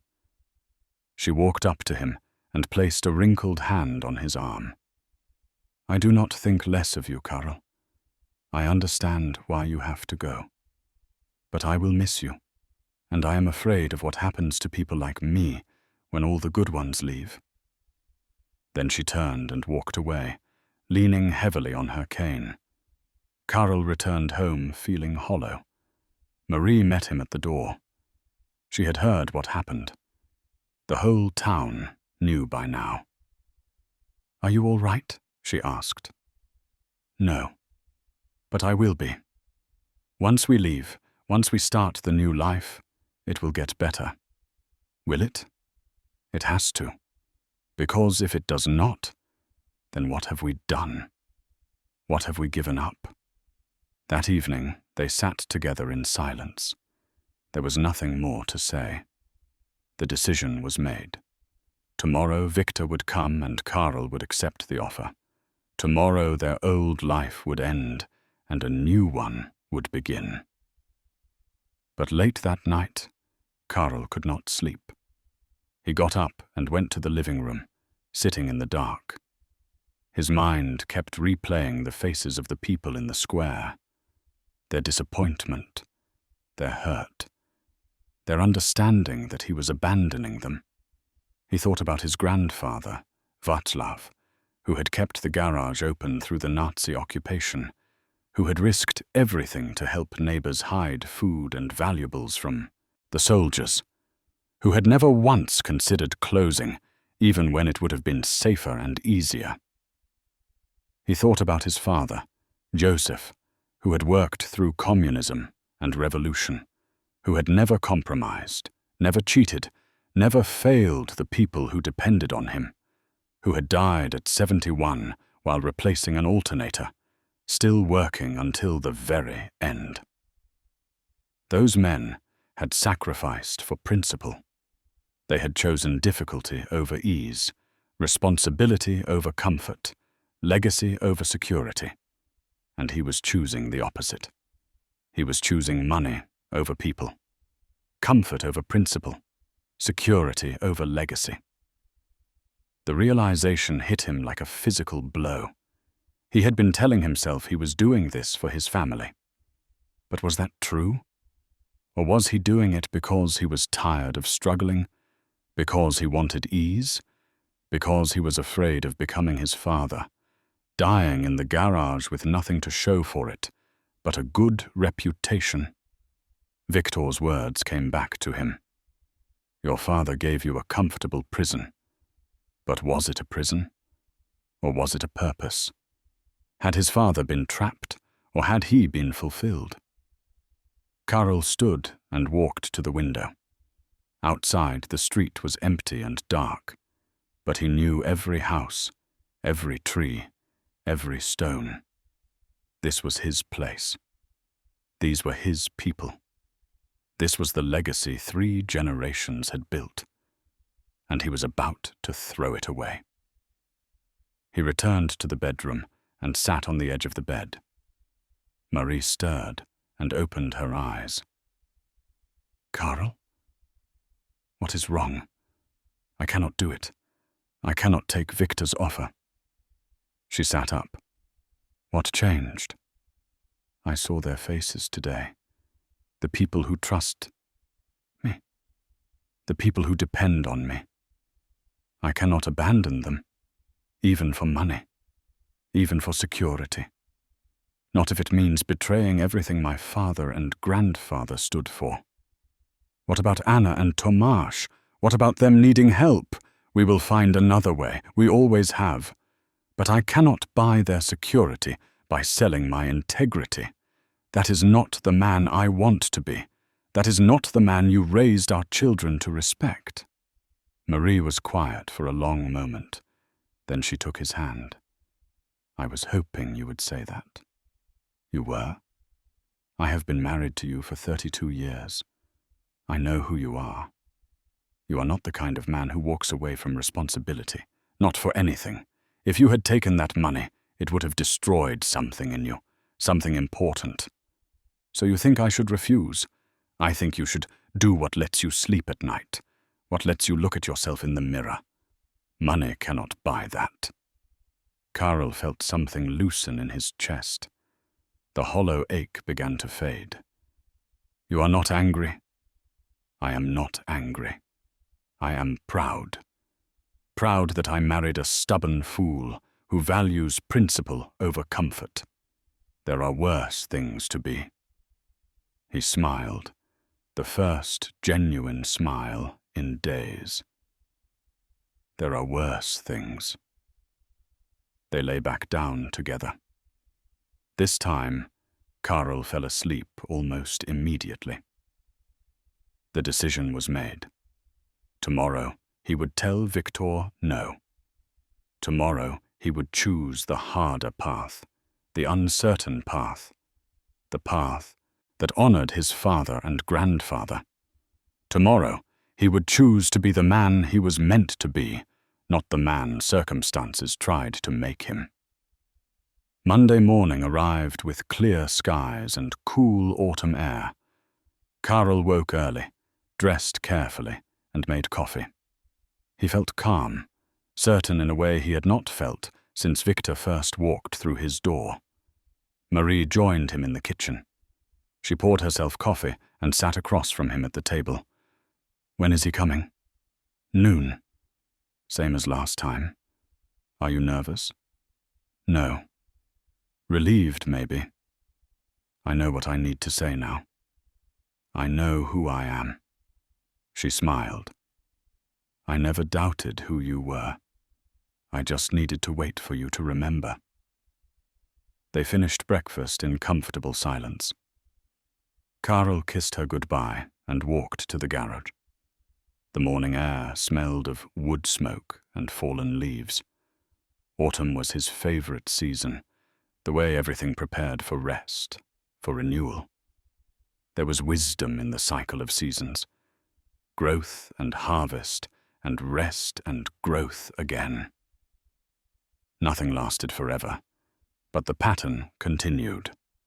At the garage, he opened the doors and began his day.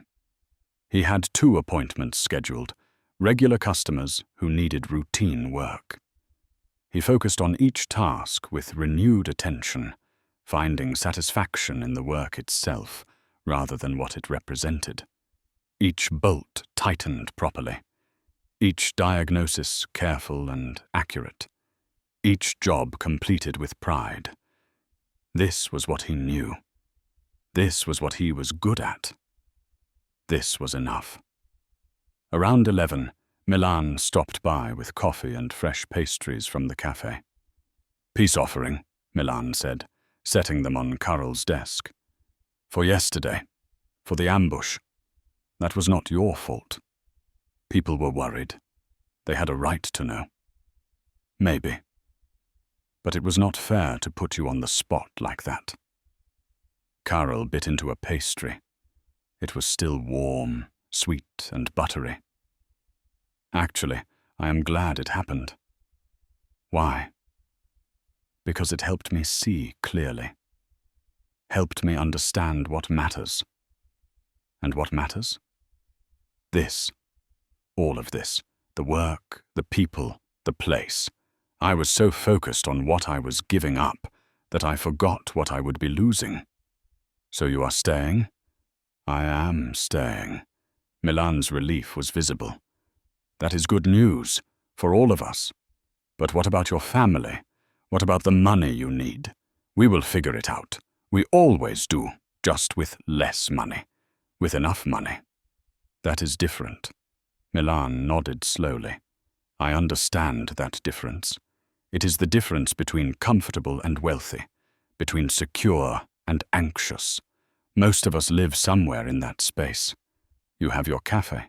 I have my garage. We have enough. It is enough." They drank coffee together, 2 men in their 50s who had spent their whole lives in this town, who had built modest businesses and modest lives, who had chosen meaning over money, purpose over comfort. There was dignity in that choice, Karol thought. There was worth. After Milan left, Karol prepared for Victor's arrival. He cleaned his office, filed papers, organized tools. He wanted to be ready, to face this meeting with clarity and confidence. He knew Victor would not accept his refusal easily.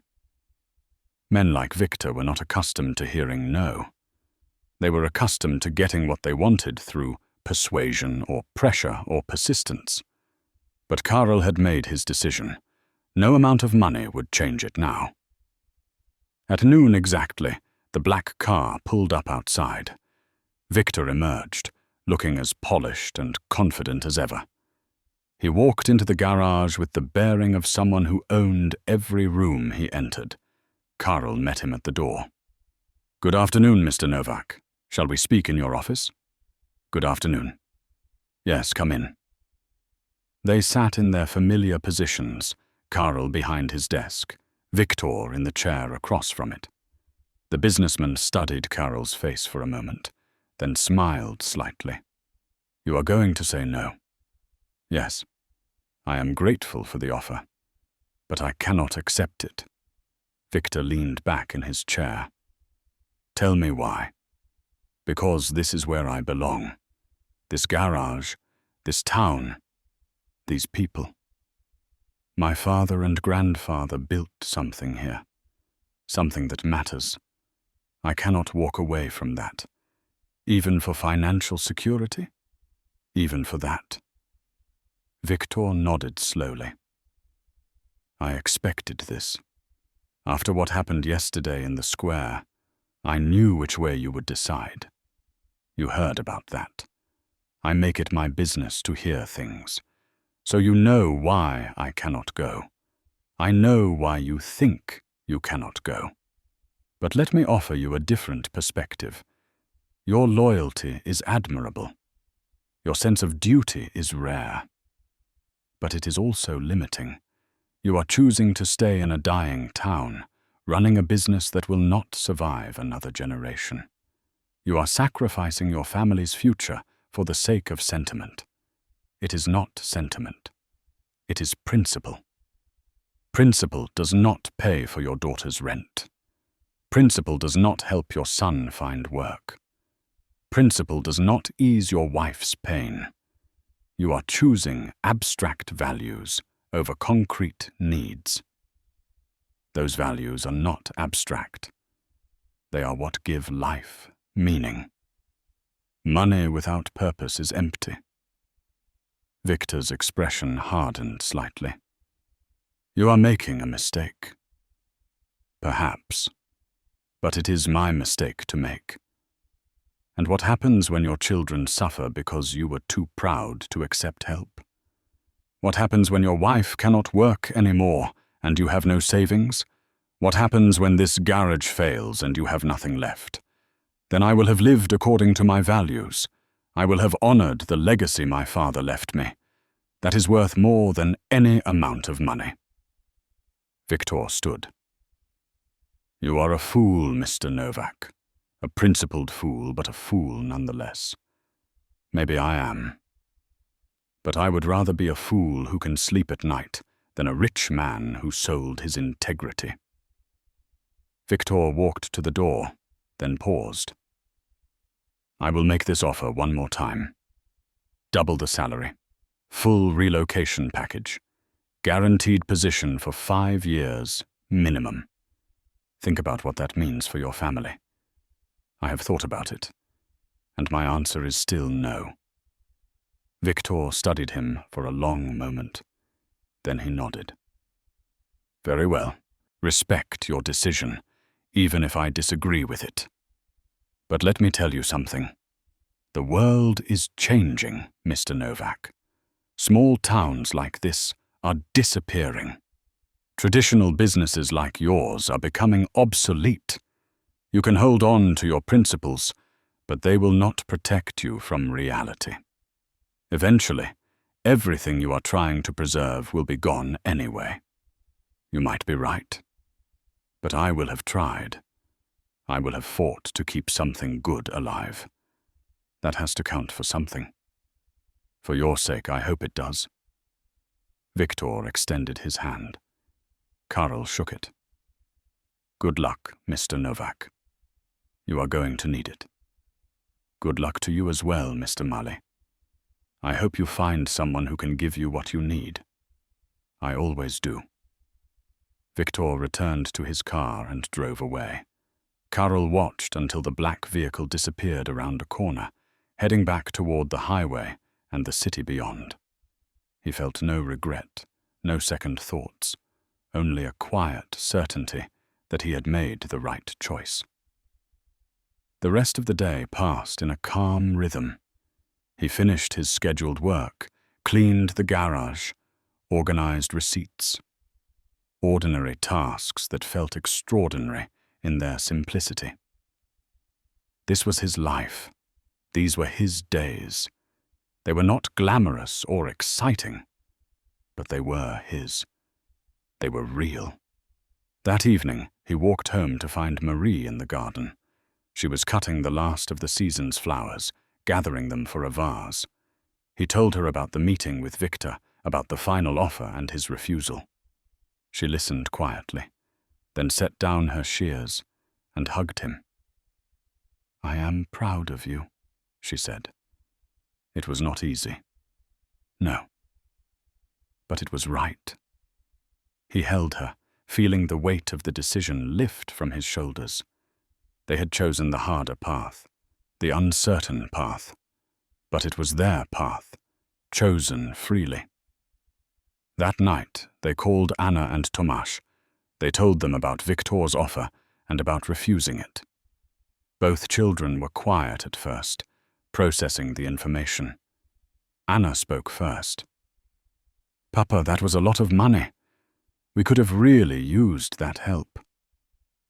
I know, and I am sorry, but I could not do it. Not and still be the father you deserve. What does that mean? It means I want to teach you that some things are more important than money. That integrity and purpose and community matter. That you do not abandon people who depend on you, even when it is hard. even when it costs you. Anna was quiet for a moment. I understand. I do not like it, but I understand. Tomasz laughed softly. Of course you refused. You are Karol Novak. You fix cars and help people and never take the easy way. That is who you are. That is who you taught us to be. I am sorry I cannot help you more financially. We will be all right, Papa. We always are. We learned that from you too. How to work hard, how to be resourceful, how to keep going even when things are difficult. Those lessons are worth more than money. After the calls ended, Karol sat with Marie in the quiet house. The future was uncertain. There would be hard times ahead, struggles and sacrifices and worries about money, but they would face those challenges together, with integrity intact and purpose clear. That was worth more than any amount of wealth. The next morning, Karol opened the garage to find a surprise. Pavel was waiting outside with his truck. Behind him were a dozen other vehicles. The young couple with the old car, Pani Malkova in her rusting sedan, Milan and Dana from the cafe, the teacher from the school, the farmer from the next valley, the shopkeeper from the bakery. All of them waiting. Karol walked toward them, confused. What is this? Pavel stepped forward. We heard you turned down the offer, that you chose to stay.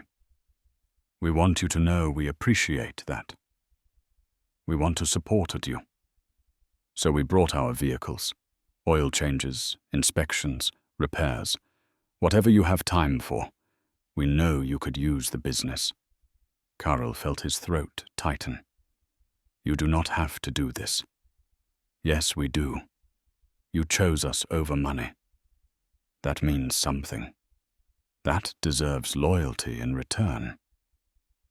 One by one, they brought their vehicles into the bays.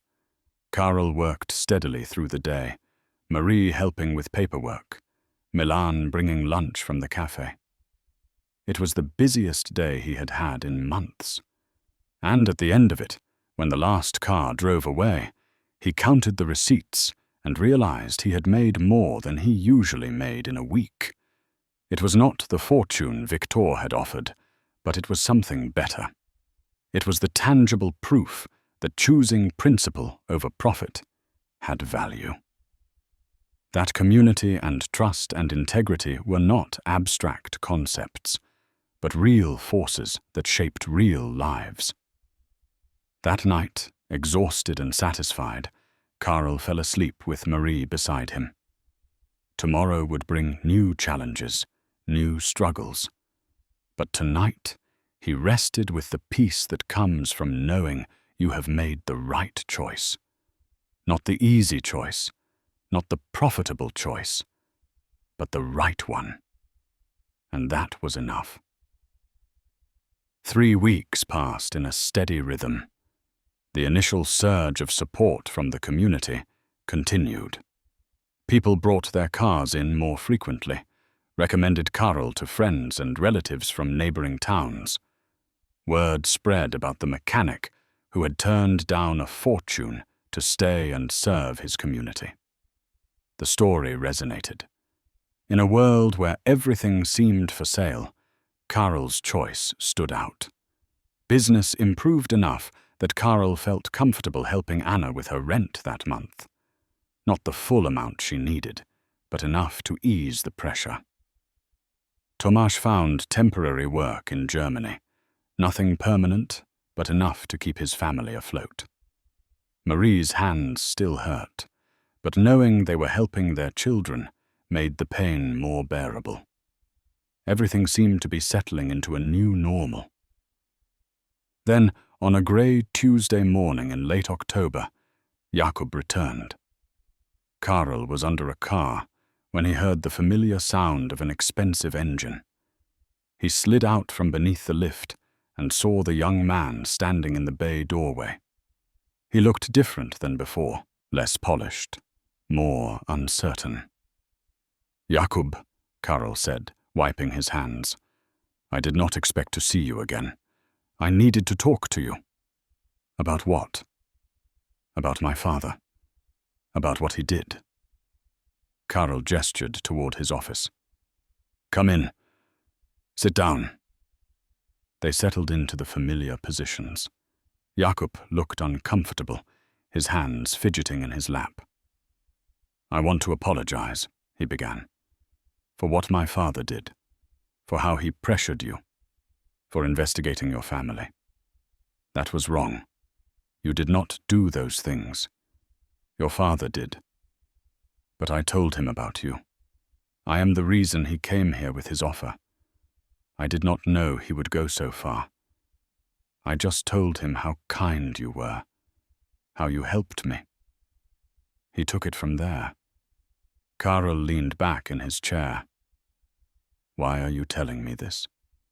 "Because I feel responsible, and because I think you should know the truth about my father." "What truth?" Jakub took a deep breath. "My father is not a good man. He is successful, yes. Wealthy, yes. But he builds his success by exploiting people. He finds good, honest people like you and tries to use them to make himself look better, to give his businesses credibility they do not deserve. I suspected as much. You were right to refuse him. If you had accepted, you would have regretted it.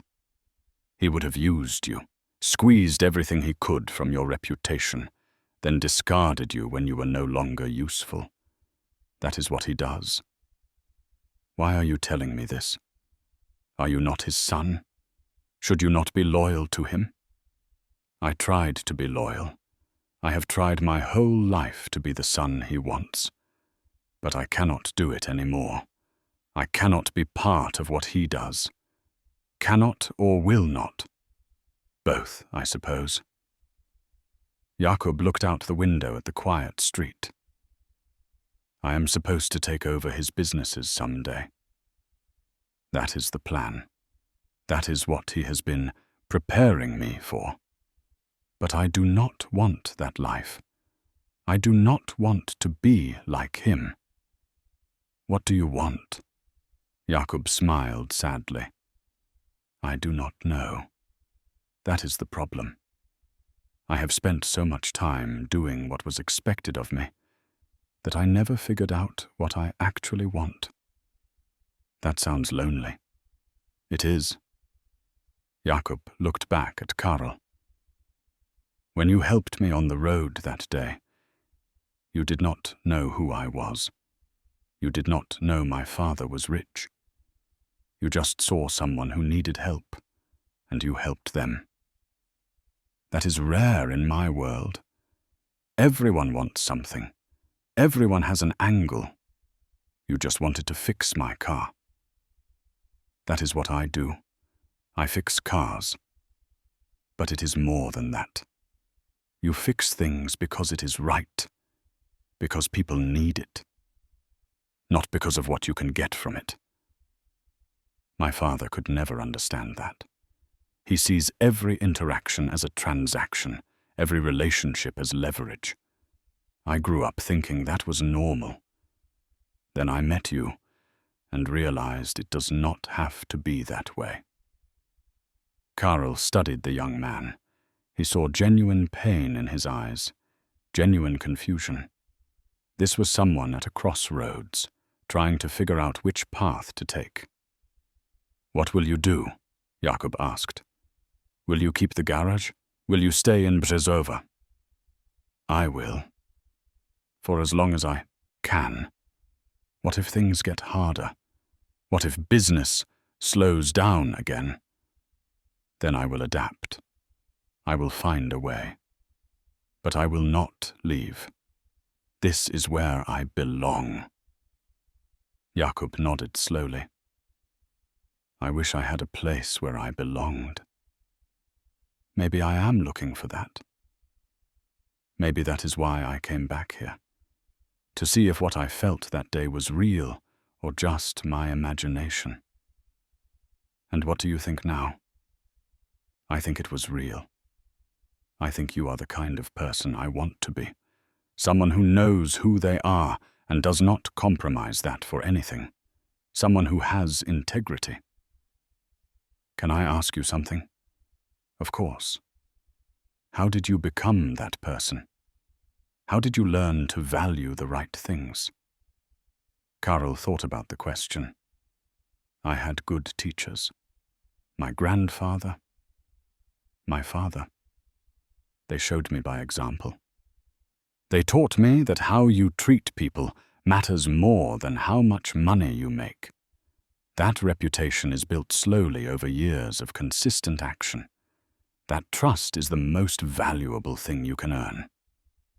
My father taught me the opposite, that everything is negotiable, that principles are for poor people, that the only thing that matters is winning. Then maybe you need to unlearn those lessons. But I do not know how. I do not know where to start. Karl stood and walked to the garage bay. He looked at the tools on the walls, the cars waiting for service, the small business that 3 generations had built. Start with work, he said. Find something you are good at, something that helps people. Do it well, do it honestly. Build something you can be proud of. That is where integrity comes from. Not from grand gestures, but from small, consistent choices. That sounds simple. It is simple. But it is not easy. Nothing worthwhile ever is. Jakob stood and joined Karl at the bay door. Thank you. For talking to me, for being honest. You are welcome. Any time you need advice or just someone to talk to, you know where to find me. Jakob smiled. I might take you up on that. I hope you do. After Jakob left, Karl returned to work. But his mind kept circling back to the conversation. Here was a young man with every advantage, every opportunity, and he was lost. He had money, but no purpose, privilege, but no direction. Karl thought about his own children, raised in modest circumstances, but taught clear values. They might struggle financially, but they knew who they were. They knew what mattered. That was worth more than any inheritance. Late that afternoon, Pavel stopped by. He was not driving his truck. He was walking, which was unusual. Everything all right? Karl asked. I need to talk to you about something serious. Come in. They went to the office. Pavel sat down heavily, his weathered face grave. I have cancer, he said without preamble. The doctors found it last month. Pancreatic. Advanced. Karl felt the floor shift beneath him. How advanced? 6 months? Maybe less. There is treatment, but at my age, with this kind of cancer, they say it might not be worth it. It would just make the time I have left miserable. I am sorry, Pavel. That is terrible news. It is what it is. We all die. I have had a good life. But I need to settle my affairs. The farm, the equipment, everything. And I wanted you to know. Why tell me? Because you are my friend. Because I trust you. And because I want to ask you something. What? Will you help my son sell the farm equipment when the time comes? You know what everything is worth. You know who might buy it. I do not want him getting cheated. Of course. Whatever you need. Pavel nodded, his eyes wet. Thank you. That means a lot. Is there anything else I can do? Just keep fixing my truck while I can still drive it. I want to bring in the harvest. One last time. I will keep it running as long as you need. I promise. After Pavel left, Karol sat alone in his office. The day had brought two very different conversations, one with a young man searching for meaning, one with an old man facing death. Both reminded him of the same truth. Life was short and uncertain. The only thing you could control was how you lived it, whether you chose principle or profit, whether you built something lasting or chased temporary gains, whether you became someone people could trust or someone they learned to fear. He thought about Victor's words. The world is changing. Small towns are dying. Traditional businesses are becoming obsolete. Maybe that was true. Maybe Brzezova was dying. Maybe this garage would not survive another generation. But that did not make what he was doing meaningless. Every car he fixed helped someone. Every fair price built trust. Every day he showed up and did honest work, added to a legacy that mattered. Not because it would last forever, but because it was right. That evening, he told Marie about both conversations, about Jakub searching for purpose, about Pavel facing death. She listened quietly, then took his hand. You gave Victor's son, something his father never could, she said. What is that? An example of how to live with integrity. That might change his life. I hope so. And Pavel, he is dying. There is nothing I can do about that. But you can help him die well, with dignity, with his affairs in order. That is not nothing. No, it is not nothing. They sat together as darkness fell outside. The house creaked and settled around them. Somewhere a dog barked. A car drove past. The ordinary sounds of an ordinary evening in an ordinary town. But nothing felt ordinary anymore. Everything felt precious, fragile, important. Karol understood now why he had refused Victor's offer. It was not about the money or the town or even the garage. It was about this, these moments, these connections, these small acts of kindness and trust and mutual support that made life worth living. Money could buy comfort, but not meaning. Success could bring recognition, but not purpose. Only this, only showing up day after day, to help people, to do good work, to be someone others could count on. Only this brought real satisfaction.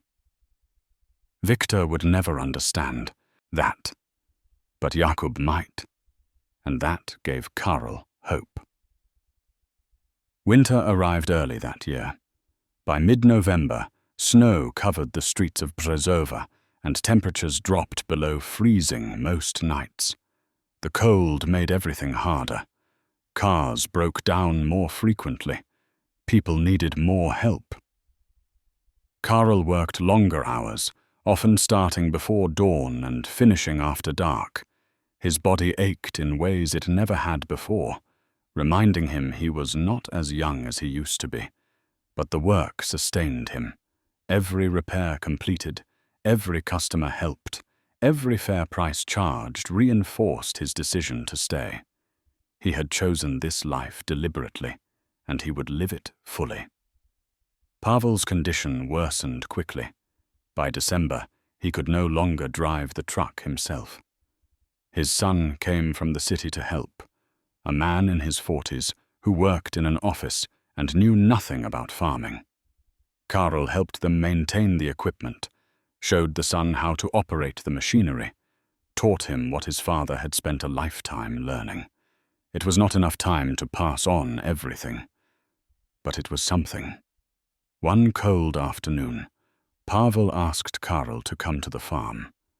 When Karol arrived, he found Pavel sitting in his kitchen, wrapped in blankets, looking smaller than he had ever seemed. The cancer was consuming him from the inside. "Thank you for coming," Pavel said, his voice weak. "Of course. What do you need?" "I wanted to give you something." He gestured to a wooden box on the table. "Open it." Karl opened the box. Inside was a set of tools, old but immaculately maintained. Socket wrenches, screwdrivers, pliers. High quality, the kind that lasted generations. "These were my father's tools," Pavel said. "He used them to maintain our farm equipment for 50 years.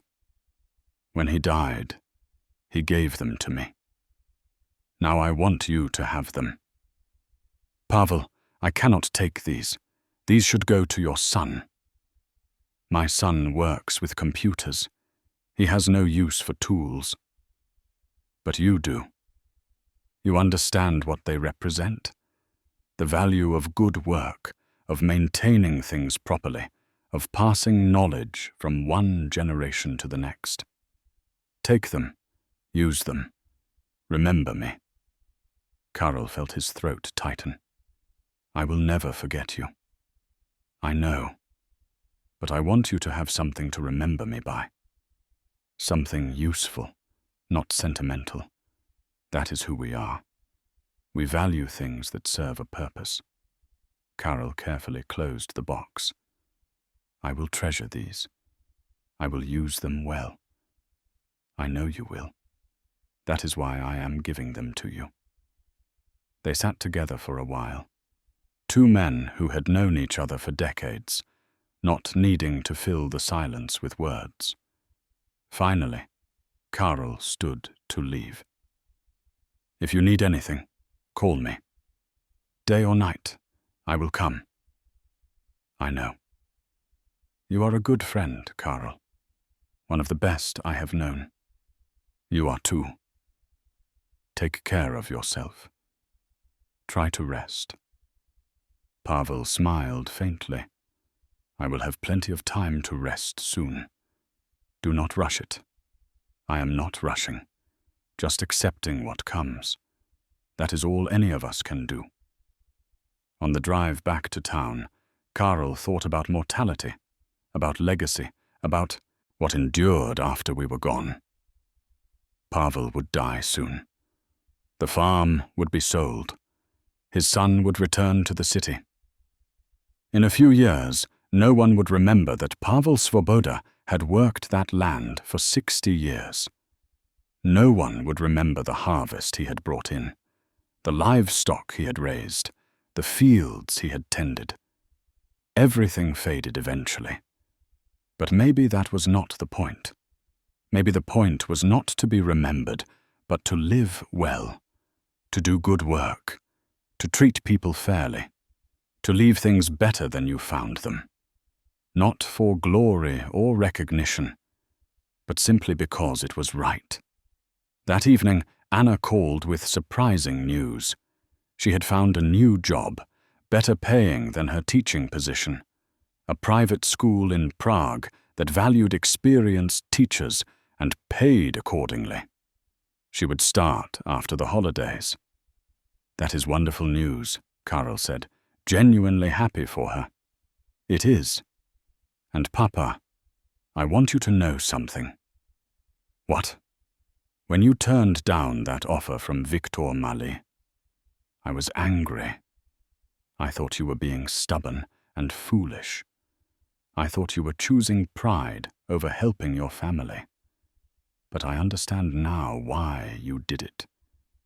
You were teaching us something, that there are things more important than money, that integrity matters, that you do not compromise who you are for temporary gain.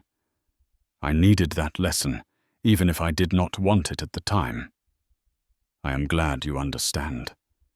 I am proud of you for finding this opportunity yourself. I learned from the best. You and Mama taught me to work hard, to be resourceful, to never give up. Those lessons are worth more than any amount of money you could have given me." After the call ended, Karl sat with Marie and shared the news. She smiled through tears. "Our daughter is going to be all right," she said. "They both are. They learned what they needed to learn. We did our job." Yes, we did. December brought more challenges. A severe cold snap caused multiple breakdowns. Pani Malkova's car finally gave up completely, the rust damage too extensive to repair safely. Karl helped her find a used car she could afford, negotiated the price down, inspected it thoroughly to make sure it was reliable. He charged her nothing for his time. "Just helping a neighbor," he said when she tried to pay him. "That is what we do here." Milan and Dana closed the cafe for 2 weeks to visit their children in Germany. Before they left, Milan stopped by the garage. "We have been thinking," he said. "About what?" "About selling the cafe. Retiring. We are getting old, Karl. Our bodies hurt. We are tired. I understand that feeling. But here is the thing. We realized we do not want to sell to just anyone. We want to sell to someone who will keep it the way it has been. Someone who understands what it means to the community. Someone like us. Do you have someone in mind?" "Actually, we were wondering about Jakub, Viktor's son. He has been coming to town regularly, staying at the inn, spending time at the cafe, talking to people. He seems different from his father, more genuine, more interested in people than profit." Karl felt surprise and something like hope. "He wants to buy your cafe?" "He has not said so directly. But he has been asking questions about the business, about the town, about what it takes to run a place like ours. We think he is looking for something. A purpose, maybe. A place to belong. And you think the cafe could give him that?" "We think it could, if he is serious, if he is willing to learn, if he can let go of his father's way of doing things and find his own path. That is a lot of ifs. It is, but everyone deserves a chance to become who they are meant to be. You gave us that impression of him, that he was searching for something real. Maybe we can help him find it." The next day, Jakub came to the garage. He looked nervous, uncertain. "I need your advice," he said. "About what?" "I am thinking about staying in Brzezova, buying the cafe from Milan and Dana, learning to run it, starting over. What do you think?" "I think it could be good for you, if you are serious, if you understand what you are getting into." "I am serious. I have never been more serious about anything." "My father is furious. He says I am throwing away my future. He says I am embarrassing him." "What do you say?" "I say I am finally finding my own future, not the one he planned for me. Mine." Karl smiled. "Then I think you should do it. But understand this. Running a cafe in a small town is not glamorous. It is not exciting. It is hard work for modest reward. You will not get rich. You will not impress anyone from your old life. But if you do it well, if you treat people fairly, if you become part of this community, you will have something money cannot buy." "What is that?" "Purpose. Meaning. The knowledge that your life matters to people, that you make their days a little better. That is worth more than wealth." Jakub nodded slowly. "That is what I want. That is what I have been searching for. My father has everything except that. He has money and power and success, but he has no peace, no contentment, no real relationships. I do not want to end up like him. then do not. Choose a different path. It will be harder, but better. I will need help, learning how to do this, how to run an honest business, how to be part of a community. I do not know how. You will learn, the same way I learned, by watching, by trying, by failing sometimes and getting back up, by being consistent and fair and honest, even when it is difficult. I can teach you some things. Milan and Dana can teach you more, but mostly you will teach yourself by doing the work. Jakub extended his hand. Thank you for believing I can do this. I do believe it. You have already taken the hardest step. You have chosen to be different from your father. Everything else is just details. That night, Karel told Marie about Jakub's decision. She listened and smiled. That young man is going to change his life, she said. He already has.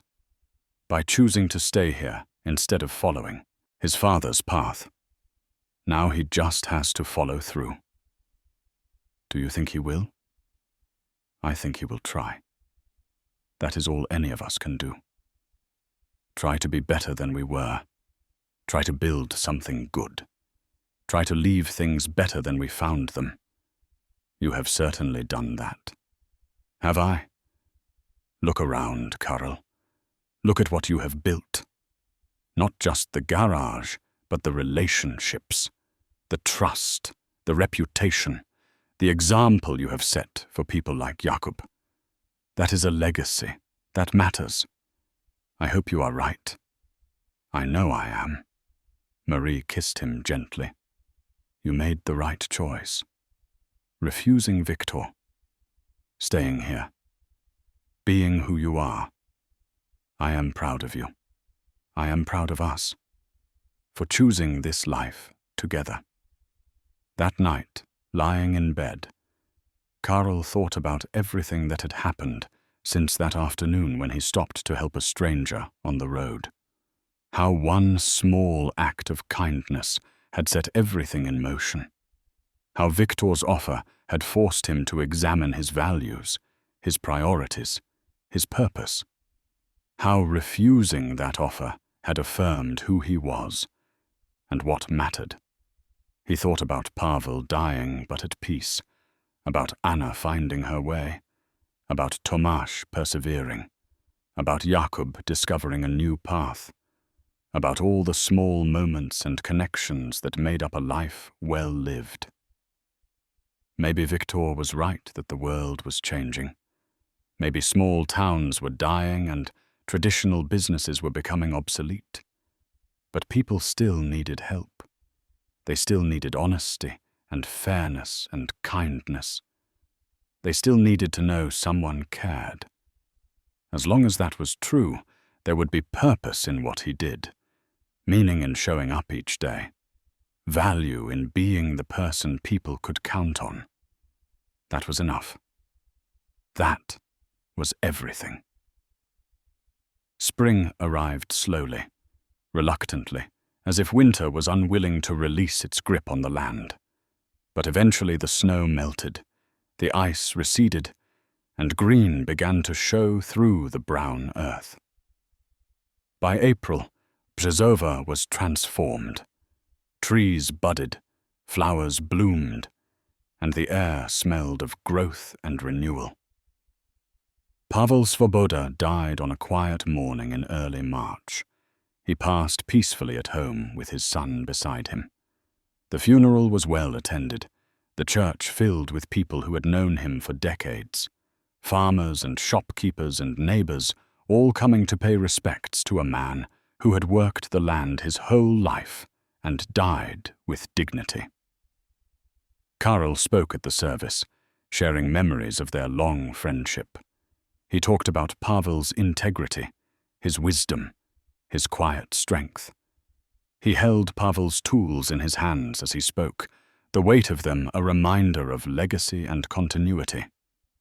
These tools will continue to serve, Karel said. They will fix things and help people, just as Pavel did his whole life. That is how we honor those we lose. By continuing their work, by living according to their example, by passing on what they taught us. After the funeral, Pavel's son approached Karel. Thank you for everything you did for my father, for keeping his equipment running, for teaching me what I needed to know, for being his friend. It was my privilege. Your father was a good man. He was. And I realize now that I should have known him better, should have spent more time here instead of staying in the city, should have learned from him while I could. We all have those regrets. The important thing is what you do now. I am selling the farm. I cannot run it, and holding on to it would be foolish. But I wanted you to have first choice of any equipment you might want, for your garage or to sell to others. Karel thanked him. Over the following weeks, he helped facilitate the sale of Pavel's farm equipment. He made sure everything went to people who would use it well, who would maintain it properly. He charged nothing for his time. Just helping a friend keep his promises, he told Pavel's son. Even after death, we honor our word. Jakub completed the purchase of the cafe in late March. Milan and Dana stayed on for a month to train him, to teach him their recipes and their routines. Karel stopped by often, offering advice when asked, mostly just being present to support the young man's transition. Jakub worked hard, harder than Karel had expected. He arrived before dawn to prepare pastries, stayed late to clean and organize. He learned everyone's names, their usual orders, their stories. He treated people with genuine warmth and respect. Slowly, hesitantly, the town began to accept him. Not as Victor Mali's son, but as Jakub, the cafe owner. As someone who was trying to build something good. One afternoon in April, Jakub came to the garage. He looked tired but content. I wanted to thank you, he said. For what? For showing me this was possible, for believing I could do it, for teaching me what matters. You did the work yourself. I just pointed the direction. You did more than that. You showed me what a good life looks like. Not a wealthy life or a successful life by my father's standards, but a good life, one built on honest work and real relationships and being part of something larger than yourself. Karel wiped his hands on a rag. How are things at the cafe? Hard. I have never worked this hard in my life. But also good. Really good. People depend on me now. They come in every morning expecting coffee and pastries and a friendly face. I matter to them in a way I never mattered to anyone in my old life. That is what I was talking about. Purpose. Meaning. Jakub smiled. My father called me last week. He wanted to know if I had come to my senses yet, if I was ready to return to Prague and stop embarrassing him. What did you tell him? I told him I had come to my senses, that I was doing exactly what I was meant to do, that I was happier than I had ever been, and I told him I was sorry he could not understand that. How did he respond? He hung up on me. Karel nodded. That must have hurt. It did, but it also felt like freedom, like I had finally stepped out of his shadow and into my own life. That is brave. That is not easy. Nothing worthwhile is easy.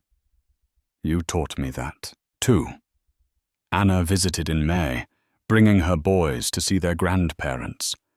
They stayed for a week, filling the house with noise and laughter. Karel took his grandsons to the garage, showed them tools, let them help with simple tasks. The younger one, 8 years old, was fascinated by how engines worked. He asked endless questions, his curiosity reminding Karl of himself at that age. "Maybe he will be a mechanic someday," Anna said, watching her son examine a carburetor. "Maybe. Or maybe something else. But he will know the value of work, of understanding how things function, of using your hands to create and fix and build. That knowledge serves you no matter what you do. How are things with your new job?" "Good. Really good. The pay is better, the administration is supportive, the students are motivated. I feel like I am finally where I am supposed to be. I am happy for you. Thank you, Papa. And thank you for not taking that offer from Victor Mali. At the time I was angry, but now I understand. You taught us something important, that integrity matters more than money, that you do not sell your values for convenience. Those lessons are shaping how I live my life, how I raise my boys. That means everything to me." Those words, that recognition, filled Karl with a satisfaction deeper than any amount of money could have provided. This was the real legacy. Not buildings or businesses, but values passed on. Principles lived out. Examples set for the next generation. Tomáš called regularly from Germany. He had found better work, more stable, better paying. His family was doing well. He talked about maybe moving back to the Czech Republic in a few years, once his children were older. Not to Březova necessarily, but closer. Close enough to visit regularly, to let the grandchildren know their grandfather. "I want them to know you, Papa," Tomáš said. "To learn from you the way I did, to understand what it means to live with integrity. Bring them any time. The door is always open." Marie retired from the clinic at the end of May.